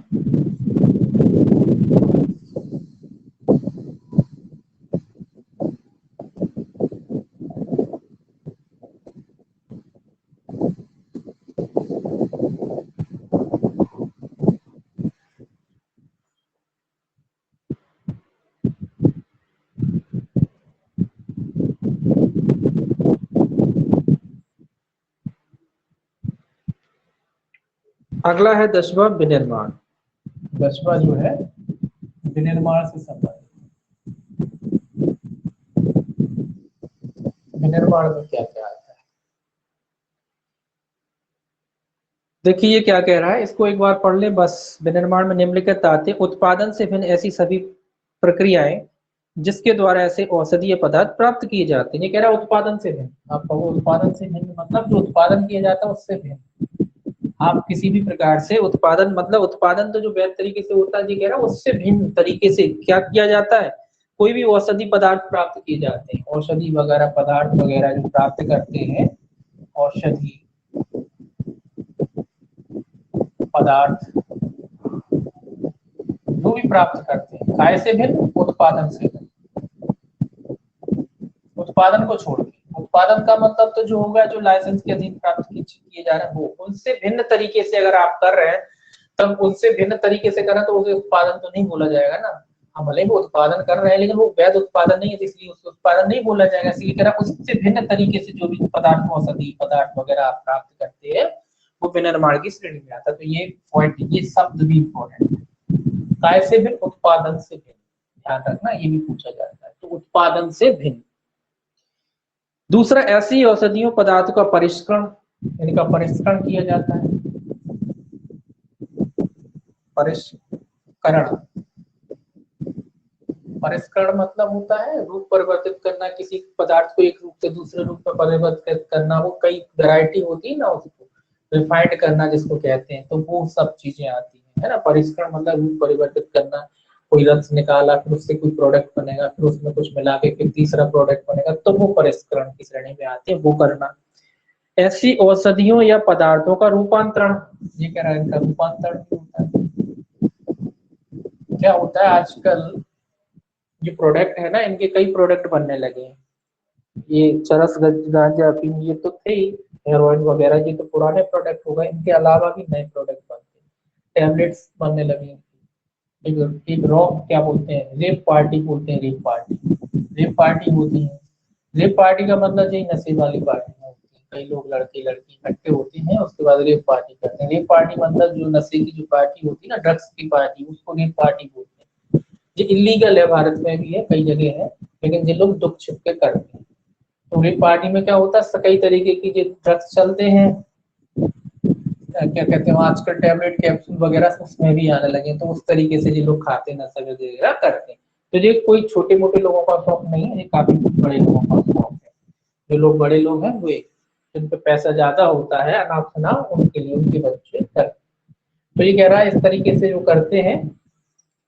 अगला है इसमें, ऐसी औषधियों या पदार्थों के साथ या उनको अंतर्विष्ट करने वाले विनिर्मितियां या नुस्खे के आधार पर किसी फार्मेसी में अन्यत्र बनाया गया। ये फार्मेसी की बात इसीलिए क्या मैंने कहा ना, टैबलेट भी बनाया फार्मेसी में बनाया जाता है नुस्खे वगैरह से, ये भी लोग इस पे एक्सपेरिमेंट करते हैं। हालांकि इसके लिए भी सजा होती, पकड़ने जाने में सजा भी होती, लेकिन वही है, भारत देश है ना, कई लोग पकड़ भी जाते हैं, छूट भी जाते हैं, वो भले कानून कैसे ही बना रहे हैं। कई लोग, आपने एक एक्टर का नाम सुना हो, वो भी पकड़ा था, क्या नाम था उसका, कोकीन का सेवन करने, फरदीन खान पकड़े थे ना, क्या हुआ, छूट गए बस।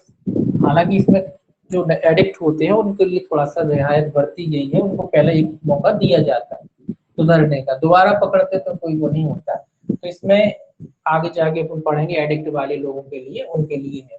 इसके अलावा कई लोग भी, अभी अभी आपका एक कोई कोई एक और भी पकड़ा था शायद, मेरे को नाम ध्यान नहीं आ रहा, वो मोटी मोटी कॉमेडियन आती है ना, वो भी पकड़ी थी।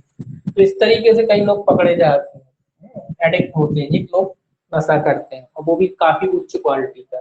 तो ये कह रहा है उसी के प्रोडक्ट होते हैं, औषधि के पदार्थ बनाना, परिष्करण करना, रूपांतरण करना, फार्मेसी के रूप में बनाना, ये सब इसकी श्रेणी में आते हैं। काय के श्रेणी में आते हैं, विनिर्माण की श्रेणी में आते हैं।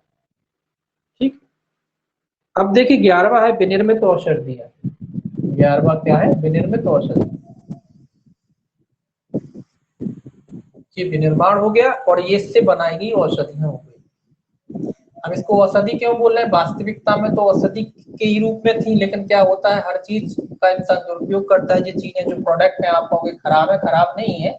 अगर ये ना हो तो पूरा मेडिकल साइंस आपका क्या हो जाएगा, फेल हो जाएगा। क्योंकि सारी बहुत सी दवाइयां, छोड़िए आधी से ज्यादा दवाइयां इन्हीं चीजों से मिला के बनाई जाती हैं, इनकी कंपोनेंट लिए जाते हैं, ताकि जो आपकी बीमारियां दूर करने वाली दवाइयां होती हैं वो इन्हीं चीजों से मिलकर बनाई जाती है। लेकिन इंसान की आदत होती है हर चीज की क्या करता है, गलत इस्तेमाल, है ना। जैसे कि परमाणु का गलत इस्तेमाल कर रहा है, उसका उद्देश्य क्या था, बिजली पैदा करना, कि ताकि दुनिया में बिजली की कमी ना हो, लेकिन लोगों ने क्या करा, उसके हथियार बना लिए, बम बना लिए। ऐसे ही इसका क्या उद्देश्य, औषधि के रूप में, लेकिन लोग औषधि के रूप में ना करके इसका इस्तेमाल काय में कर रहे हैं, नशे में कर रहे हैं। तो यही सारी चीजें, ठीक है। तो विनिर्मित तो औषधि की बात देखिए क्या कहता है, कोका के सभी व्युत्पाद, औषधि, कैनबिस, अफीम के व्युत्पाद और पोषण शांत। तो कौन कौन सी चीजें आती है विनिर्मित में, कोका से बनी हुई सभी चीजें, तो नाम नाम लिख देता हूँ, कोका है, इससे बने हुए सारे प्रोडक्ट आएंगे। कैनबिस से बने हुए,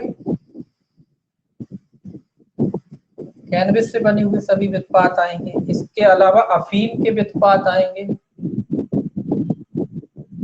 अफीम के आएंगे, और पोस्तरण, आपको वो पोस्तरण एक ही उसका रहता है, पोस्ट आपने लिखा हुआ देखा हुआ, कई जगह लिखा रहता है पोस्तरण, जिनने देखा हुआ, इसके लाइसेंस भी होते हैं।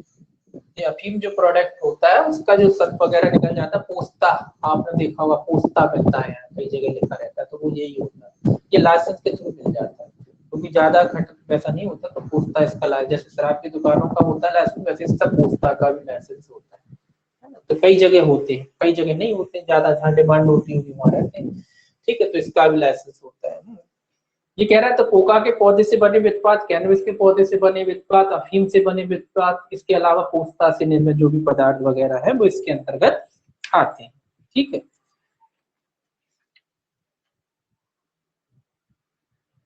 कौन सा पढ़ रहे थे, 11वां।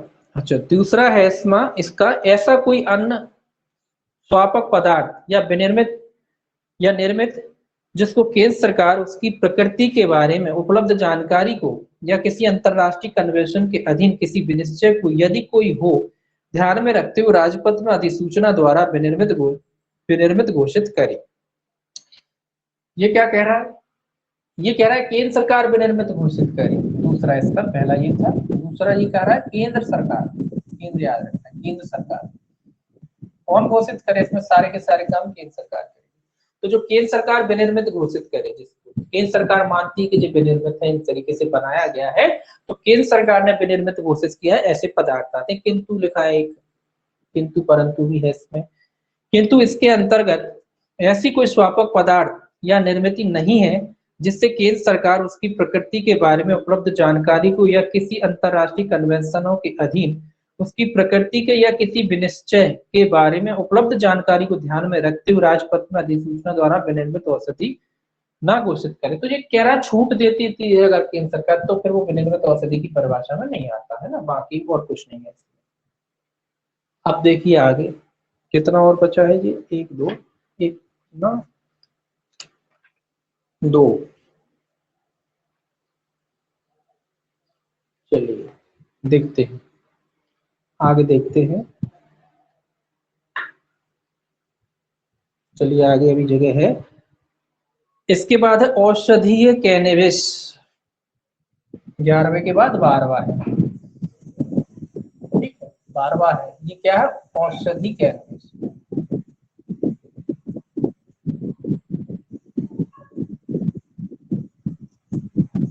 कैनवस, कैनबिस, कैनबिस होता है, कैनबिस कुछ भी कह दो, कोई दिक्कत नहीं। कैनबिस, औषधि कैनबिस। औषधि कैनबिस का अर्थ क्या है? अर्थात औषधि हेम्प से कैनबिस हेम्प का कोई सार या टिंचर अभिप्रेत है। ये याद रखना, ये परिभाषा इंपॉर्टेंट है ना, ये भी इंपॉर्टेंट परिभाषा में से आती है आपकी। क्या क्या आता है? औषधि कैनबिस अर्थात औषधि हेम्प से कैनबिस, इसमें क्या आता है? हेम्प, हेम्प जो पौधा पहले ही पढ़ा था अपन, इसमें हेम्प लिखा था। हेम्प का पौधा या उसका क्या होता है? कोई सार या टिंचर, ये याद रखेंगे। अब आपको टिंचर क्या होता है? कि सार है, कोई होता है टिंचर। जो होम्योपैथी की दवाई कौन कौन लेता है, जिसने ली होगी वो जानता होगा टिंचर क्या होता है। जो होम्योपैथी की दवाई ली होगी वो, हालांकि वो टिंचर बोला, टिंचर होता है, अलग टिंचर होता है, लेकिन हाँ टिंचर होता है। क्या होता है? होम्योपैथी की दवाई जो जिसने ली होगी वो जानता होगा। उसमें क्या होता है? छोटी छोटी ग्लूकोज की गोलियां होती है, छोटी डिब्बी में देते हैं डॉक्टर, जो होम्योपैथी के डॉक्टर होते हैं। वो ग्लूकोज की गोलियां रखे रहते हैं, वो खाली होती है, उसमें कुछ नहीं होता, केवल ग्लूकोज की छोटी गोलियां होती हैं। जब किसी को दवाई देनी रहती है तो इनके पास जो बोतलें होती है उसमें से रस निकालते हैं, लिक्विड निकालते हैं, 1 बूंद 2 बूंद 3 बूंद उन गोलियों में डाल देते हैं, तो वो सारी गोलियां चूंकि ग्लूकोज की होती है उनमें आ जाता है, तो वो टिंचर कहलाता है, तो कहते हैं टिंचर, है ना। तो वही टिंचर ये कह रहा है उसकी हेम्प के पौधे का जो सार होता है, जो सत्व होता है वो, तो हेम्प के पौधे का जो टिंचर होता है, सार होता है, वो क्या कहता है? टिंचर कहलाता है ना। तो औषधि कैनबिस में क्या क्या आता है? औषधि हेम्प के कैनबिस का कोई सार या टिंचर अभिप्रेत। सार और टिंचर ये याद रखना है। काय के पौधे का? हेम्प के पौधे का। हेम्प के कैनबिस, हेम्प कैनबिस हेम्प एक ही बात है, तो कैनबिस हेम्प के पौधे का क्या है? सार या टिंचर।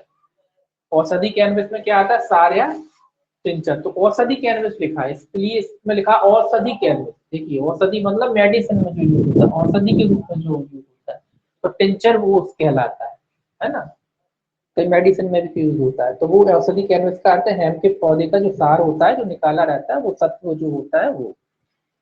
अब देखिए स्वापक आयुक्त की जो परिभाषा है वो, ये खैर इसको इसमें याद नहीं करना आपको, 13 है ये, 13 में बताया है कि स्वापक आयुक्त कौन होता है। इसमें लिखा स्वापक आयुक्त धारा 5 के अधीन नियुक्त स्वापक आयुक्त है, तो ये अपन को बस इतना याद रखना, धारा 5 में स्वापक आयुक्त कौन है? जो धारा 5 में जिसके अधीन नियुक्ति की जाती है, स्वापक आयुक्त के रूप में किसी व्यक्ति की नियुक्ति की जाती है, वो स्वापक आयुक्त की परिभाषा में आता है। ये तो केवल धारा 5 याद रखना है आपको कि धारा 5 के अधीन जिसकी आयुक्त की नियुक्ति की जाती है वो स्वापक आयुक्त की परिभाषा में आता है। इसके बाद 14 है,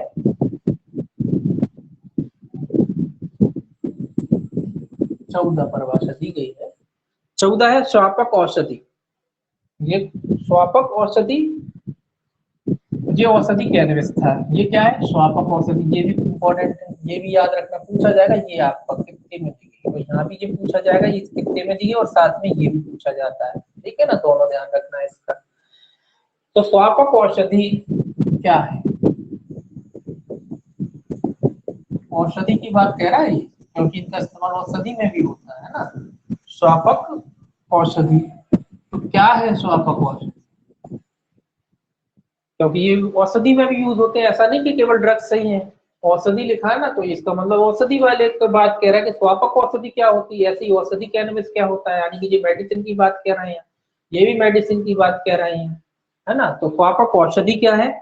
इसमें लिखा है कोका की पत्ती, कैनबिस हेम्प पत्ती से पोषण अभिप्रेत है, और इसके अंतर्गत सभी विनिर्मितियां औषधियां हैं। तो क्या क्या आ रहा है इसमें? कोका की पत्ती, स्वापक औषधि में क्या है? कोका की पत्ती, पत्ती अकेला लिख दिया हमने कोका की, कोका की पत्ती हो गई। दूसरा कैनबिस, क्या आएगा इसमें? कैनबिस, कैनबिस आ जाएगा। और क्या आएगा इसमें? कैनबिस या हेम्प, ये याद रखना, कैनबिस की पौध में हेम्प भी बोलते हैं, है ना। ये एक ही बात है, हेम्प या लिखा हो या कैनबिस लिखा हो तो हेम्प। अफीम, ये आप पहले भी पढ़ चुके हैं। अफीम आता है, पोस्तरण आता है,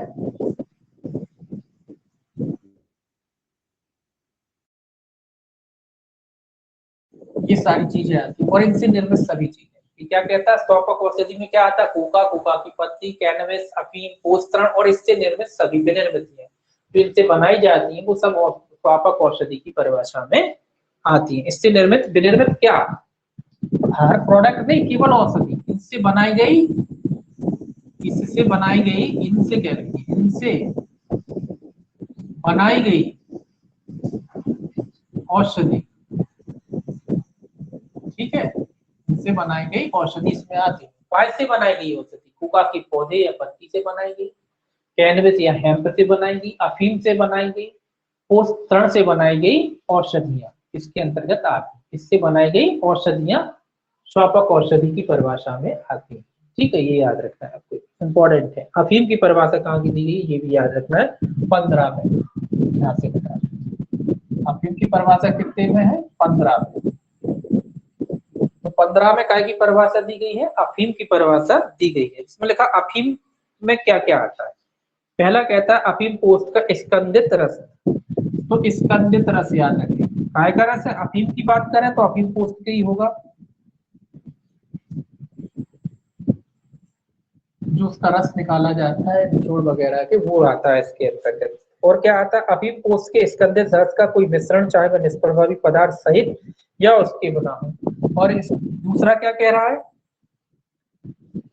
इस रस का कोई मिश्रण, पहले तो उसका रस और इस रस का कोई मिश्रण, कोई मिश्रण मतलब कोई और चीज मिला के जो बनाया जाता है उसका मिश्रण, चाहे वो उसमें लिखा है, कह रहा है निष्प्रभावी पदार्थ सहित हो या उसके बिना, उससे फर्क नहीं पड़ता। लेकिन इसमें लिखा है किंतु इसके अंदर ऐसी कोई निर्मित नहीं है जिसमें 0.2% से अधिक मार्फीन हो। ये इंपॉर्टेंट, 0.2% से अधिक क्या हो? मार्फीन। ये याद रखना, ये भी एक चीज है, ये भी, ये क्या कहते हैं, इस पदार्थ में आती मार्फीन, इसका नाम सुना होगा आपने। तो मार्फीन, मार्फीन भी होती है। ये काय से बनती है? मतलब मार्फीन एक तरीके से काय का प्रोडक्ट हो गया? अफीम का।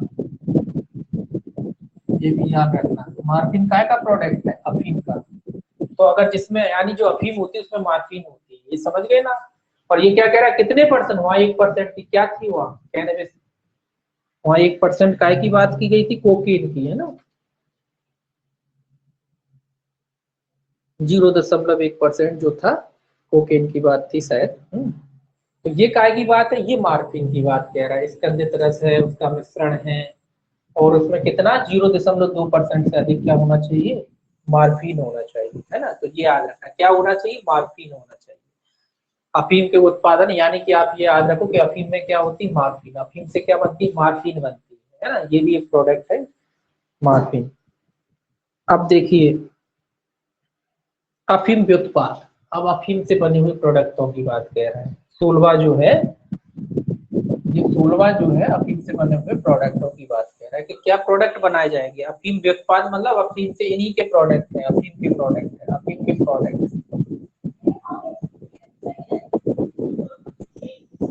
यानी इसके प्रोडक्ट क्या क्या होते हैं, सिंपल से हैं, देख लीजिए। इसमें पहला है औषधि अफीम, अर्थात ऐसी अफीम जिसका भारतीय भेषज कोष या केंद्रीय सरकार द्वारा इस निमित्त अधिसूचित किसी अन्य भेषज कोष की अपेक्षाओं के अनुसार औषधि प्रयोजनों के लिए अनुकूलित करने के लिए आवश्यक प्रसंस्कार कर दिया गया है, चाहे वह पूर्ण रूप में या कणिका के रूप में अन्यथा हो अथवा निष्प्रभावी पदार्थों से मिश्रित हो। ये कह रहा है कि जो सरकार ने औषधि के रूप में जब इनका निर्माण किया जाता है, जो भी ये जहाँ इनका रूप परिवर्तित वगैरह किया जाता है, वहां केंद्र सरकार की अनुमति से औषधि के रूप में इनका रूप परिवर्तित किया जाता है या उनमें अन्य कोई पदार्थ मिलाया जाता है, तो ऐसी जो क्रियाएं होती हैं वो अफीम के व्युत्पाद की श्रेणी में आती है। दूसरा कहता है निर्मित अफीम अर्थात अफीम जो धूम्रपान के उपयुक्त सार में रूपांतरित करने के लिए परिकल्पित किन्हीं क्रमबद्ध संक्रियाओं द्वारा अभिप्राप्त अफीम का कोई व्युत्पाद और अफीम का धूम्रपान करने के पश्चात बचा हुआ कोई मंडूर या अन्य अवशेष। ये क्या कह रहा है, ये जो धूम्रपान करने के उद्देश्य से जो बनाया जाता है अफीम का उत्पाद वगैरह वो आता है, उसके बाद इसका बचा हुआ मंडूर वगैरह जो बचती है जला हुआ वो मंडूर। क्यों? क्योंकि उसमें भी नशा होता है, कई लोग उसको भी मिला लेते शराब में डाल के पीते हैं, पीने वाले जो अफीम चरस गांजा पीते हैं ना वो लोग करते हैं, पहले सिगरेट पी लेते हैं उसी को मसल के उसी में डाल देते हैं, पी जाते हैं। इतने नशेखोर होते हैं तो कई लोग पीते हैं। देखिए अगला है फिनेरेतल एल्केलाइड अर्थात मार्फिन कोड और कोडिन थिवेन और उसके लवण। तो ये सारे याद रखने, ये कोई खास नहीं है ये। खैर फिनेथल क्या क्या आ रहा है, फिनेथल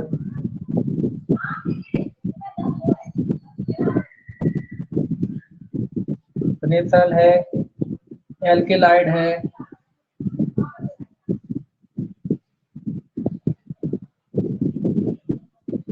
मार्फिन है, कोडेन है,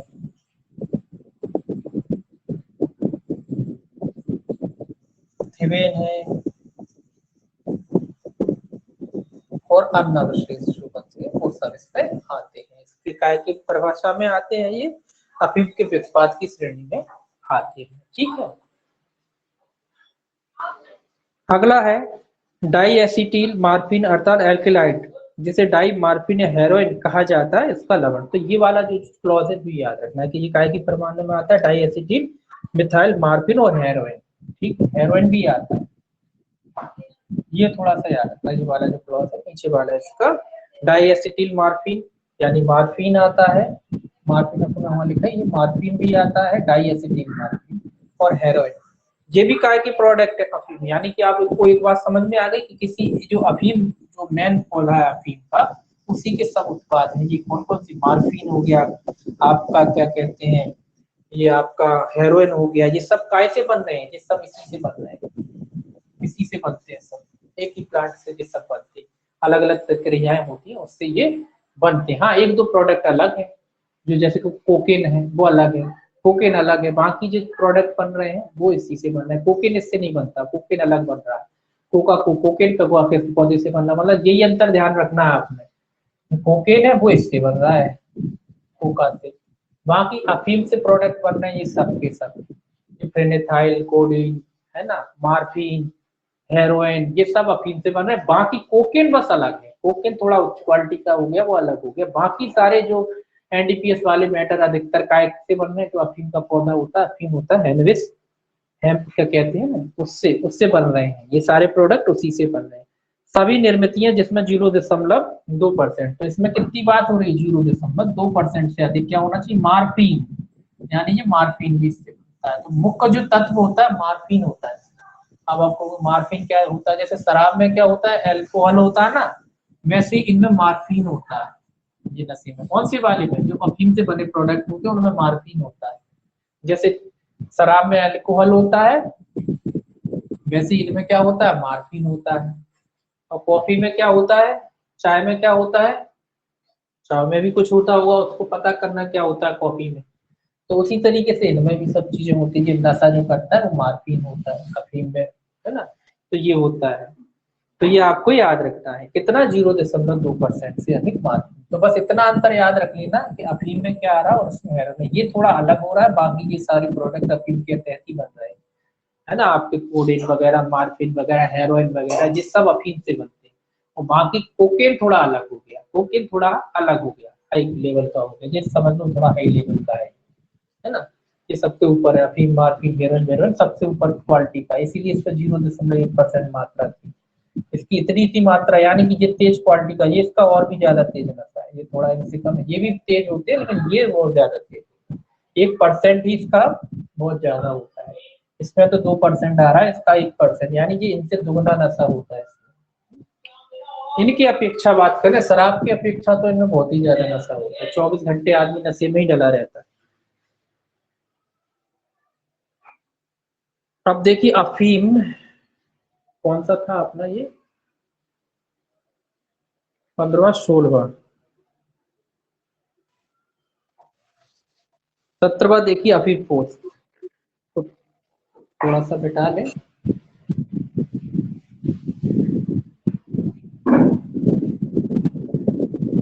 पढ़ना है जो सारी परिभाषाएं, इसको लग रहा होगा तो क्या क्या जरूरत है, जरूरत है,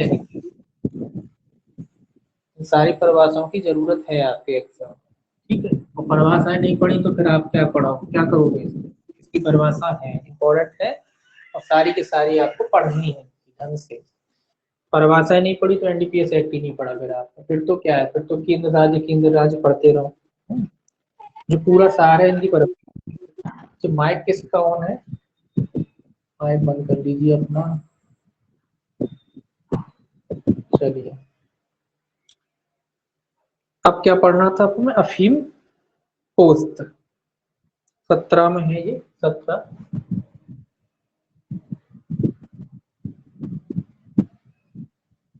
या 17 डायरेक्ट लिख लो, कोई दिक्कत नहीं है। अफीम पोस्त, अफीम उत्पाद हो गया, अफीम पोस्त है।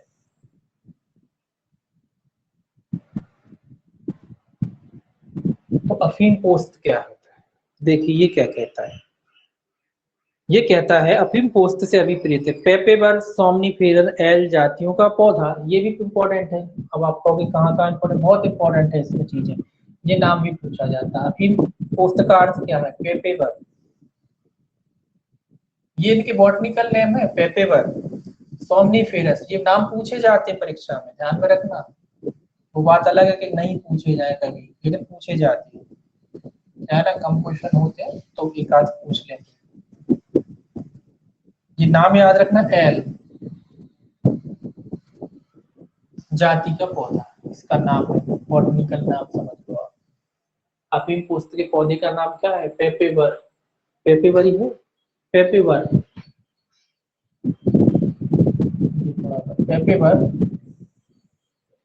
पेपेवर सोमनिफेरस, सोमनिफेरस एल जातियों का पौधा। तो अफीम का पौधा कौन किस जाति का होता है, पेपेवर सोमनिफेरस, याद रखें, पेपेवर सोमनिफेरस वंश का होता है। ये पूछा जाएगा कि अफीम का पौधा किस जाति का होता है, तो अफीम का पौधा जो है पेपिवर सोमनिफेरस नाम का होता है, मतलब सोमनिफेरस जाति का, ये इसका नाम, ये इसकी किस्म है, एल जो भी होती है। तो पेपिवर सोमनिफेरस एल जाति का पौधा होता है, ठीक है। दूसरा कहता है पेपेवर की किसी अन्य जाति का पौधा जिसमें अफीम या नेथर एल्केलाइड निकाला जा सकता है, और जैसे केंद्र सरकार राज्यपत्र अधिसूचना द्वारा इस अधिनियम के प्रयोजनों के लिए अफीम पोस्त घोषित करे। ये कह रहा है इसके अलावा इसी जाति के अन्य कोई पौधे होते हैं वो भी इसमें आते हैं, और जिससे क्या निकाला जा सके, प्रणेथल, ये भी पूछा जाता है, क्या निकाला जा सके, प्रणेथल, ये पूछा जाता है कि क्या निकाला जा सके, ये या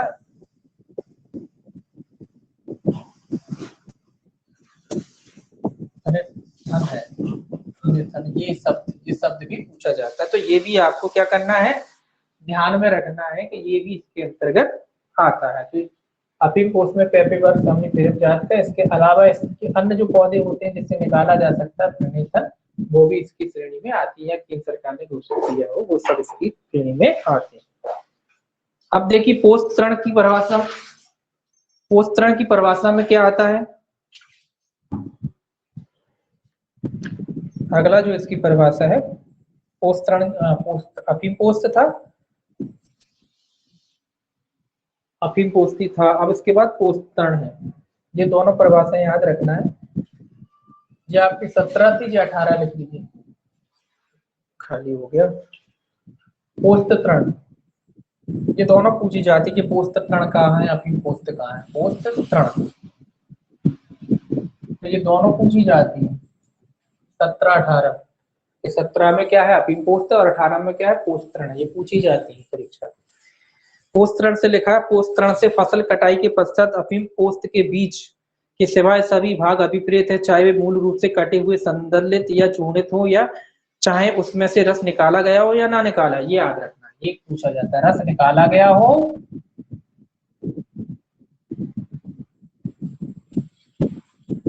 या ना निकाला गया, या ना निकाला गया, ये इंपॉर्टेंट है। तो कुल मिला के पोस्तरण क्या है, ये एक तरीके से भूसा है। फसल हो जाती है ना, तब खेत में जो भूसा बचता है, ये अफीम का भूसा है। ये क्या है, इतना ध्यान रखिए, पोस्तरण क्या, अफीम की भूसी है।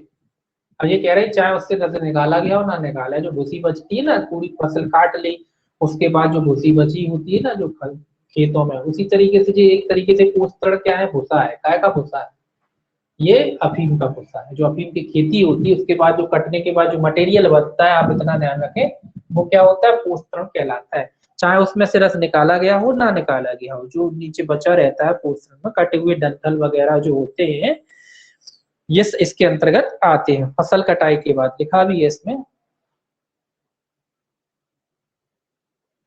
तो ये कह रहा है चाहे उसका रस निकाला गया हो या ना निकाला, उससे फर्क नहीं पड़ता, जो डंठल वगैरह जो बचे रहते हैं वो इसके अंतर्गत आते हैं, क्योंकि उसमें कुछ ज्यादा फिर कुछ रह नहीं जाता, इसीलिए। तो जो पोस्तरण एक तरीके से मान लीजिए अफीम का भूसा, ठीक है। अब है पोस्तरण सार, जो 19, जो है पोस्त, उसके बाद तरण, और ये पोस्तरण। पोस्तरण है पहले, तो सांद्र बाद में। पोस्तरण क्या है, पोस्तरण कहता है, पोस्तरण से, पोस्तरण तो अपन ने पढ़ लिया, पोस्तरण सांद्र पढ़ना है। पोस्तरण सांद्र, पोस्तरण ये था, पोस्तरण सांद्र जी इसका रस है। ये कह रहा है पोस्तरण से अभिप्रेत है उस समय उत्पन्न पदार्थ जब पोस्तरण का उसके एल्केलाइड के सांद्रण के लिए प्रसंस्करण प्रारंभ कर दिया गया है। ये कह रहा है उस समय जब उसका प्रसंस्करण कर दिया गया जा रहा है, मतलब क्या, प्रसंस्करण मतलब क्या, जब पोस्तरण सांद्र का मतलब क्या है, जब उसका प्रसंस्करण मतलब उसका रूप परिवर्तन किया जा रहा है, कोई प्रोडक्ट बनाया जाता है ना, प्रसंस्करण किया जाता है, गलाया सड़ाया या कुछ भी किया जाता है, या उसका रस निकाला जा रहा है, कुछ भी किया जा रहा है, तो ऐसी क्रिया पोस्तरण सांद्र कहलाती है। जो बनाया जाता है उसका प्रसंस्करण करके बनाया जाता है, उसमें चीजें मिला के बनाया जाता है, तो वो पोस्तरण सांद्र, मतलब आपने जो भूसी वगैरह मिलाई इसकी और उससे कोई प्रोडक्ट बना दिया नशे का, तो वो उसका सांद्र कहलाता है, पोस्तरण सांद्र कहलाता है। जो आपने बनाया है किसी भी प्रक्रिया से, उसका प्रसंस्करण करके जो भी बनाया है, वो पोस्तरण सांद्र कहलाता है। अगला देखिए इसमें 20 पूरे देखेंगे आज, ठीक है ना, आज ये पूरा खत्म करेंगे ये वाला परिभाषा है। उसके बाद देखिए 20 देखिए, 20 में है निर्मित, निर्मिति या निर्मित करना या बनाना। निर्मिति देखिए, निर्मिति में क्या आता है, देखिए ये क्या कहता है, ये कह रहा है स्वापक औषधि या मन प्रभावी पदार्थ के संबंध में निर्मिति से अभिप्रेत है खुराक के रूप में कोई एक या अधिक ऐसी औषधीय पदार्थ या ऐसी एक या अधिक औषधीय पदार्थ को अंतर्विष्ट करने वाला कोई घोल या मिश्रण, चाहे वह किसी भी भौतिक रूप में हो। निर्मिति का अर्थ क्या है, खुराक के रूप में, मतलब जिसको खुराक के रूप में खाया जा सके, खुराक के रूप में निर्मिति। निर्मिति का मतलब ऐसी चीज मान लो आप जिसको खाया जा सकता है, जिसकी खुराक ली जा सकती है, औषधि पदार्थ के रूप में या अंतर्विष्ट करने वाले घोल या मिश्रण के रूप, किसी भी रूप में हो सकता है, बस आप इतना याद रखो खुराक के रूप में। खुराक मतलब खा सकते हो, जिससे कोई भी ऐसा निर्मिति जिसको आप खाने के यूज में ले सकते हो या खा सकते हो, चाहे वो लिक्विड के रूप में हो, चाहे वो किसी भी फॉर्मेट में हो, है ना, आप उसको खाते हो तो निर्मिति के अंतर्गत आता है। निर्मिति का मतलब ये समझ लो कि आपके खाने योग्य बन गया, अब खाने योग्य का मतलब ये नहीं कि रोज खाने, वो नशे वाली बात हो रही, तो खाने योग्य हो जाता है तो वो निर्मिति में आता है। ठीक है, अब देखिए इस पे भेद छोड़ दीजिए, भेद का अर्थ आप जानते ही हैं, भेद का अर्थ होता है इस अधिनियम द्वारा बनाए गए नियम। ठीक है, भेद का तो एक ही अर्थ होता है। और निर्मिति के बाद आपका 22 में है उत्पादन। उत्पादन 22 में क्या है? उत्पादन। 22 में उत्पादन, ये हालांकि ये कोई नहीं है लेकिन इनको आपको पढ़ना है थोड़ा सा। उत्पादन 22 में क्या है? उत्पादन है उसका। उत्पादन में लिखा है अफीम पोस्तरण कोका की पत्तियां या कैनबिस के पौधे, कैनबिस का ऐसे पौधे से जिससे वे प्राप्त होते हैं पृथक किया गया अभिप्रेत। तो ये उत्पादन का अर्थ क्या कह रहा है? सिंपल सी बात कह रहा है, अफीम होता है आपका, बंद हो गया, अफीम का जो पौधा है उससे आप प्राप्त करते हैं पोस्त तृण, या अफीमी का उत्पाद है आप जानते हैं, पोस्त तृण से जो प्राप्त कर रहे हैं ना, कोका से प्राप्त कर रहे हैं, कोका या कैनबिस एक किसी का पौधा होता है कोकई का, है ना। ये कुल मिला के आप याद रखिए। तो इन सब चीजों से क्या प्राप्त किया जाता है? जो पृथक किए जाते हैं, इनसे आप पृथक करके कोई प्रोडक्ट बना रहे हैं तो वो उत्पादन की श्रेणी में आते हैं, चाहे वो आप अफीम से करा रहे हो, अफीम पोस्तरण या अफीम से प्रोडक्ट। यानी दो चीजें आपको इसमें मिली, एक तो अफीम और एक चीज कोका। इन दोनों को अलग से अगर आपने समझ लिया तो आपका पूरा एक्ट समझ गए। ये पूरा प्रोडक्ट लगभग ज्यादा से ज्यादा प्रोडक्ट किससे बन रहे हैं, ये थोड़ा सा अलग हो जा रहा है कुकिंग वगैरह वाला, बाकी और पूरे प्रोडक्ट इसी से बन रहे हैं। ठीक है ना, आपने देखा हुआ है ना, यही दो पौधों का खेल है पूरा। तो ये आपको याद रखना है ना। तो इनसे बना हुआ कोई भी उत्पाद, इनसे जो भी बनाते हैं वो उत्पादन की श्रेणी में आता है। अब देखिए मन प्रभावी पदार्थ यानी एनडीपीएस पदार्थ की बात कह रहा है, 23 में दिया है, ये भी इम्पोर्टेंट है, ये पूछा जाता है। किस में दिया गया? 23 में दिया गया है ना, 23 में दिया गया है। तो कौन से पदार्थ है? मन प्रभावी पदार्थ है, एनडीपीएस पदार्थ। एनडीपीएस पदार्थ की बात कह रहा है, मन प्रभावी पदार्थ। कौन से एनडीपीएस पदार्थ कहाँ दिए गए? 23 में दिए गए, याद रखना। ये कितने में दिए गए? 23 में। इसमें लिखा मन प्रभावी पदार्थ से अभिप्रेत कोई प्राकृतिक या संश्लेषित पदार्थ या कोई प्राकृतिक सामग्री अथवा ऐसा पदार्थ या सामग्री का कोई लवण जो अनुसूची में विनिर्दिष्ट मन प्रभावी की सूची में सम्मिलित निर्मित है। यानी कि चाहे प्राकृतिक रूप से हो या उसमें कुछ मिलाया गया हो, और जो सूची बनी हुई है पीछे उन सूची में से आता है। कह रहा है कि जो सूची अधिनियम में दी गई है उस सूची में से जो पदार्थ आता है उसकी श्रेणी में अगर आता है तो ऐसा पदार्थ क्या कहलाता है? मन प्रभावी पदार्थ कहलाता है। ये आपको ध्यान में रखना। मन प्रभावी पदार्थ क्या है? जो सूची में दिया गया है, चाहे प्राकृतिक रूप से हो चाहे उसको मिला के बनाया गया हो। अफीम हो सकता है, कोका हो सकता है, और उससे बने हुए प्रोडक्ट हो सकते हैं जो लिस्ट दे रखी है उसमें अगर आता है तो। 23A और जुड़ा है अल्प मात्रा, ये व्यसनियों के लिए जोड़ दिया। तो अल्प मात्रा नया जोड़ा है, अल्प मात्रा, ये इंपॉर्टेंट है, याद रखना। ये भी इंपॉर्टेंट है। अल्प मात्रा क्या है? स्वापक औषधि और सीधी बात है, एनडीपीएस पदार्थ के संबंध में अल्प मात्रा से केंद्र सरकार द्वारा राजपत्र में अधिसूचना द्वारा विनिर्दिष्ट मात्रा से न्यून कोई मात्रा भी है। तो ये कह रहा है राजपत्र में जो मात्रा सरकार ने निकाली है उस मात्रा से न्यून मात्रा क्या कहलाएगी? अल्प मात्रा कहलाएगी। जो मात्रा सरकार ने घोषित की रखी है उस मात्रा से कम मात्रा क्या कहलाएगी? अल्प मात्रा कहलाएगी। ये उसके लिए जुड़ा जो वैसे नहीं होते, एडिक्ट होते हैं या जो पकड़े जाते हैं उनके बारे में है, तो कितना जो छूट वगैरह इसके चक्कर में जोड़ा गया है। तो इंपॉर्टेंट है अल्प मात्रा, 23 काफी यूज होगा बाद में इसका। अब देखिए अंतरराज्यीय आयात, आप जानते हैं अंतरराज्यीय आयात क्या होता है? 24 में अंतरराज्यीय आयात की बात कह रहा है। ये कह रहा है अंतरराज्यीय आयात, अंतरराज्यीय आयात तो सब एक्टों में परिभाषा हुई, यहाँ कोई खास परिभाषा नहीं है। इसमें लिखा अंतरराज्यिक आयात से भारत के किसी राज्य संघ राज्य क्षेत्र में भारत के किसी दूसरे राज्य संघ राज्य क्षेत्र में लाना अभिप्रेत है।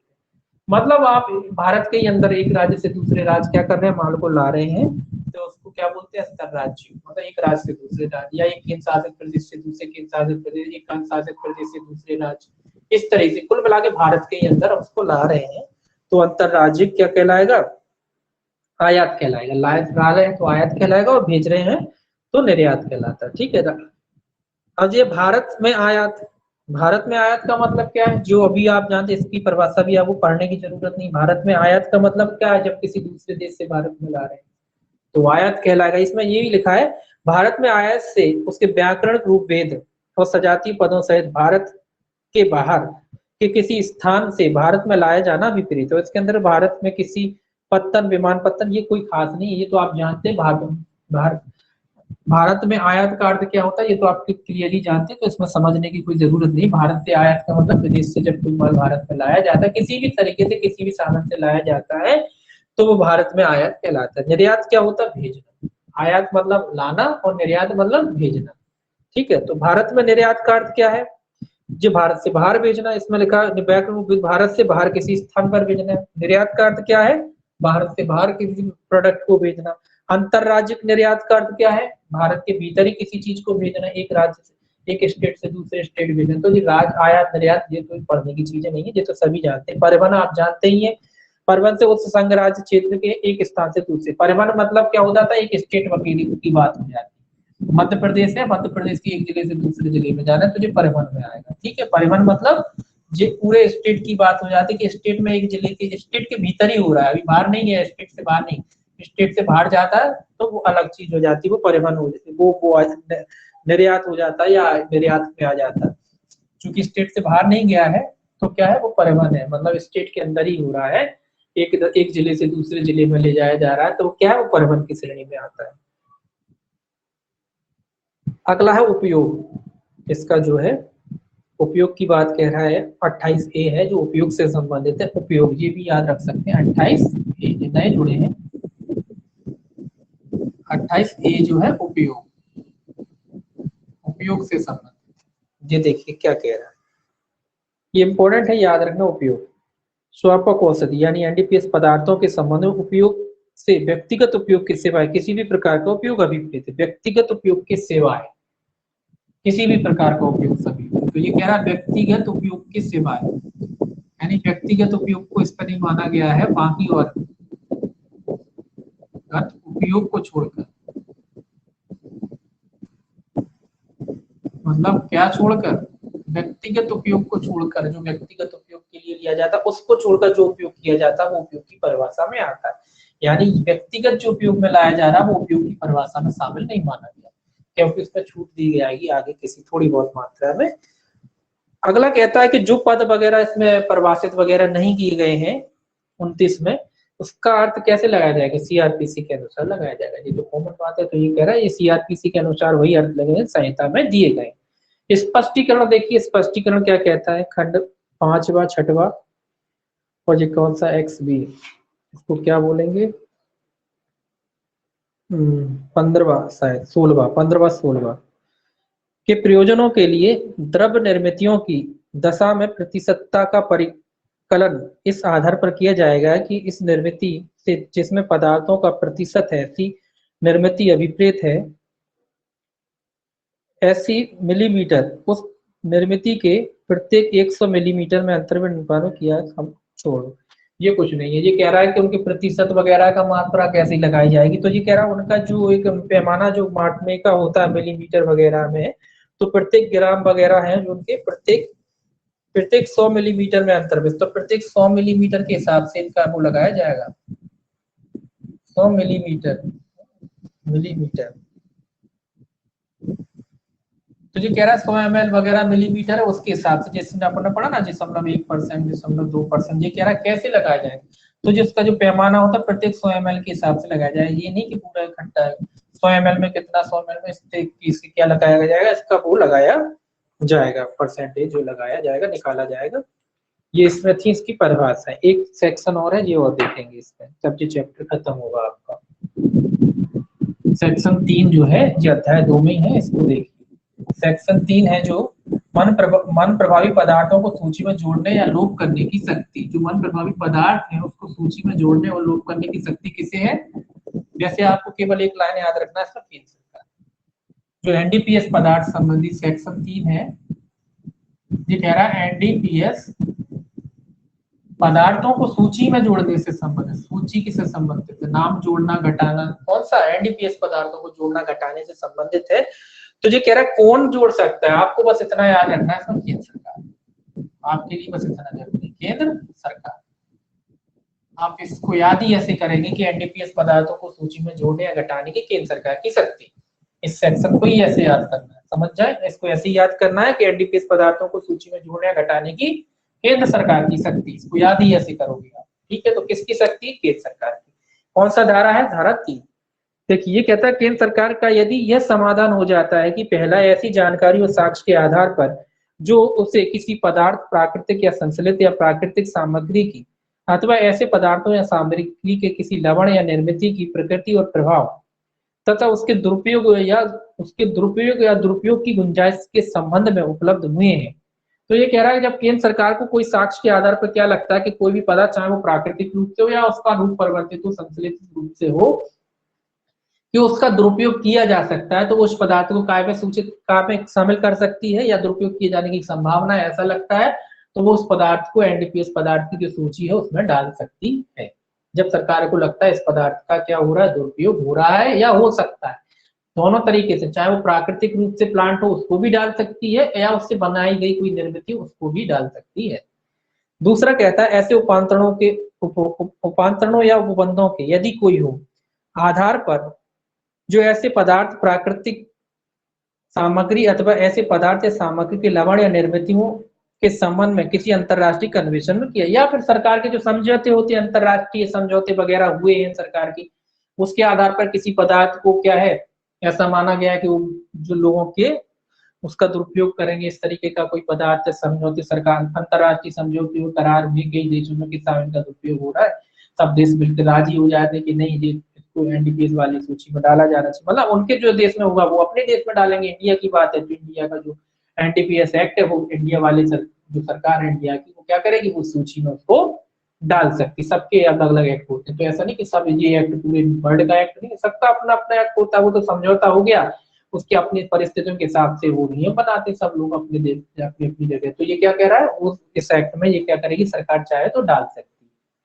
है। ऐसा करना आवश्यक है, समीचीन है तो राजपत्र में अधिसूचना द्वारा विनिर्दिष्ट प्रभावी पदार्थों की सूचना की सूची में ऐसे पदार्थ, प्राकृतिक सामग्री लवण निर्मितियों को यथास्थिति जोड़ सकेगा, उसका लोप कर सकेगा। ये क्या कह रहा है, आवश्यक सरकार क्या कर सकती है, केंद्र सरकार क्या करेगी, राजपत्र में गजट वगैरह निकालेगी, सूची में कोई पदार्थ जोड़ भी सकती है और उसमें से हटा भी सकती है। तो सीधी सी बात है, पेज नहीं याद रखना आपको, सरकार याद रखना, केंद्र जब जोड़ेगी तो घटा भी देगी। अगर ये पूछ ले कौन हटा सकता है, 100 ऐसी बात है, केंद्र सरकार जोड़ रही है तो केंद्र सरकार इसे हटाएगी ना।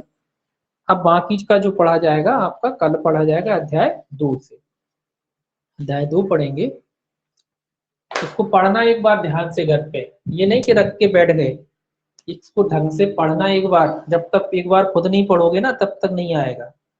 कोई भी चीज खुद पढ़ेंगे तभी आता है। तो पहले इसको पढ़िए एक बार घर पे, परिभाषाओं को कम से कम 1 से 2 बार पढ़ना है आपको, ज्यादा नहीं, बस 1-2 बार पढ़ लेना काम चल जाएगा, 1-2 बार पढ़ लेना। और इम्पोर्टेंट परिभाषाएं थी उसमें, वैसे तो इम्पोर्टेंट के चक्कर में नहीं रहना है, सभी इम्पोर्टेंट है उसमें, इम्पोर्टेंट के चक्कर में मत पढ़ना कि इसमें इम्पोर्टेंट कौन सी। पहली जो परिभाषा है एडिकेट की, वो भी व्यस्ति की, वो भी इम्पोर्टेंट परिभाषा है। तीसरी जो परिभाषा है कैनविस हेम्प की, वो भी इम्पोर्टेंट परिभाषा है। कैनविस के पौधे की जो परिभाषा है वो भी इम्पोर्टेंट परिभाषा है। कोका की परिभाषा वो भी इम्पोर्टेंट परिभाषा है। कोका से संबंधित जो परिभाषा है, कोका की पत्ती, कोका का पौधा, ये सब इम्पोर्टेंट परिभाषा है। इसके बाद आपकी जो है स्वापक औषधि जो परिभाषा है, आवश्यक स्वापक औषधि की जो परिभाषा है वो भी इम्पोर्टेंट है, आपकी पूछी जा सकती है, अंतरराष्ट्रीय कन्वेंशन छोड़िए। इसके बाद आपकी औषधि कैनविस की जो परिभाषा है वो भी इम्पोर्टेंट परिभाषा है। अफीम की जो परिभाषा वो भी इम्पोर्टेंट है। अफीम का व्युत्पाद की जो परिभाषा वो भी इम्पोर्टेंट है। अफीम पोस्त की जो परिभाषा वो भी इम्पोर्टेंट है। पोस्त क्षरण की, पोस्त सांद्र की, ये सब परिभाषा इम्पोर्टेंट है। मन प्रभावी पदार्थ की जो परिभाषा वो भी इम्पोर्टेंट परिभाषा है आपकी। ये आपकी इसमें इम्पोर्टेंट परिभाषाएं हैं। ठीक है, ये सारी आपको याद करनी है, तो ध्यान से ही पढ़नी, बाकी पढ़ना सारी परिभाषाएं। तो लगभग कुछ ही बचती है जो ना है, बाकी जो संबंधित जो इससे संबंधित जो भी पदार्थ आ रहे हैं सबकी सब परिभाषाएं क्या है, इम्पोर्टेंट है। बाकी का देखेंगे अपन लोग कल। ठीक है।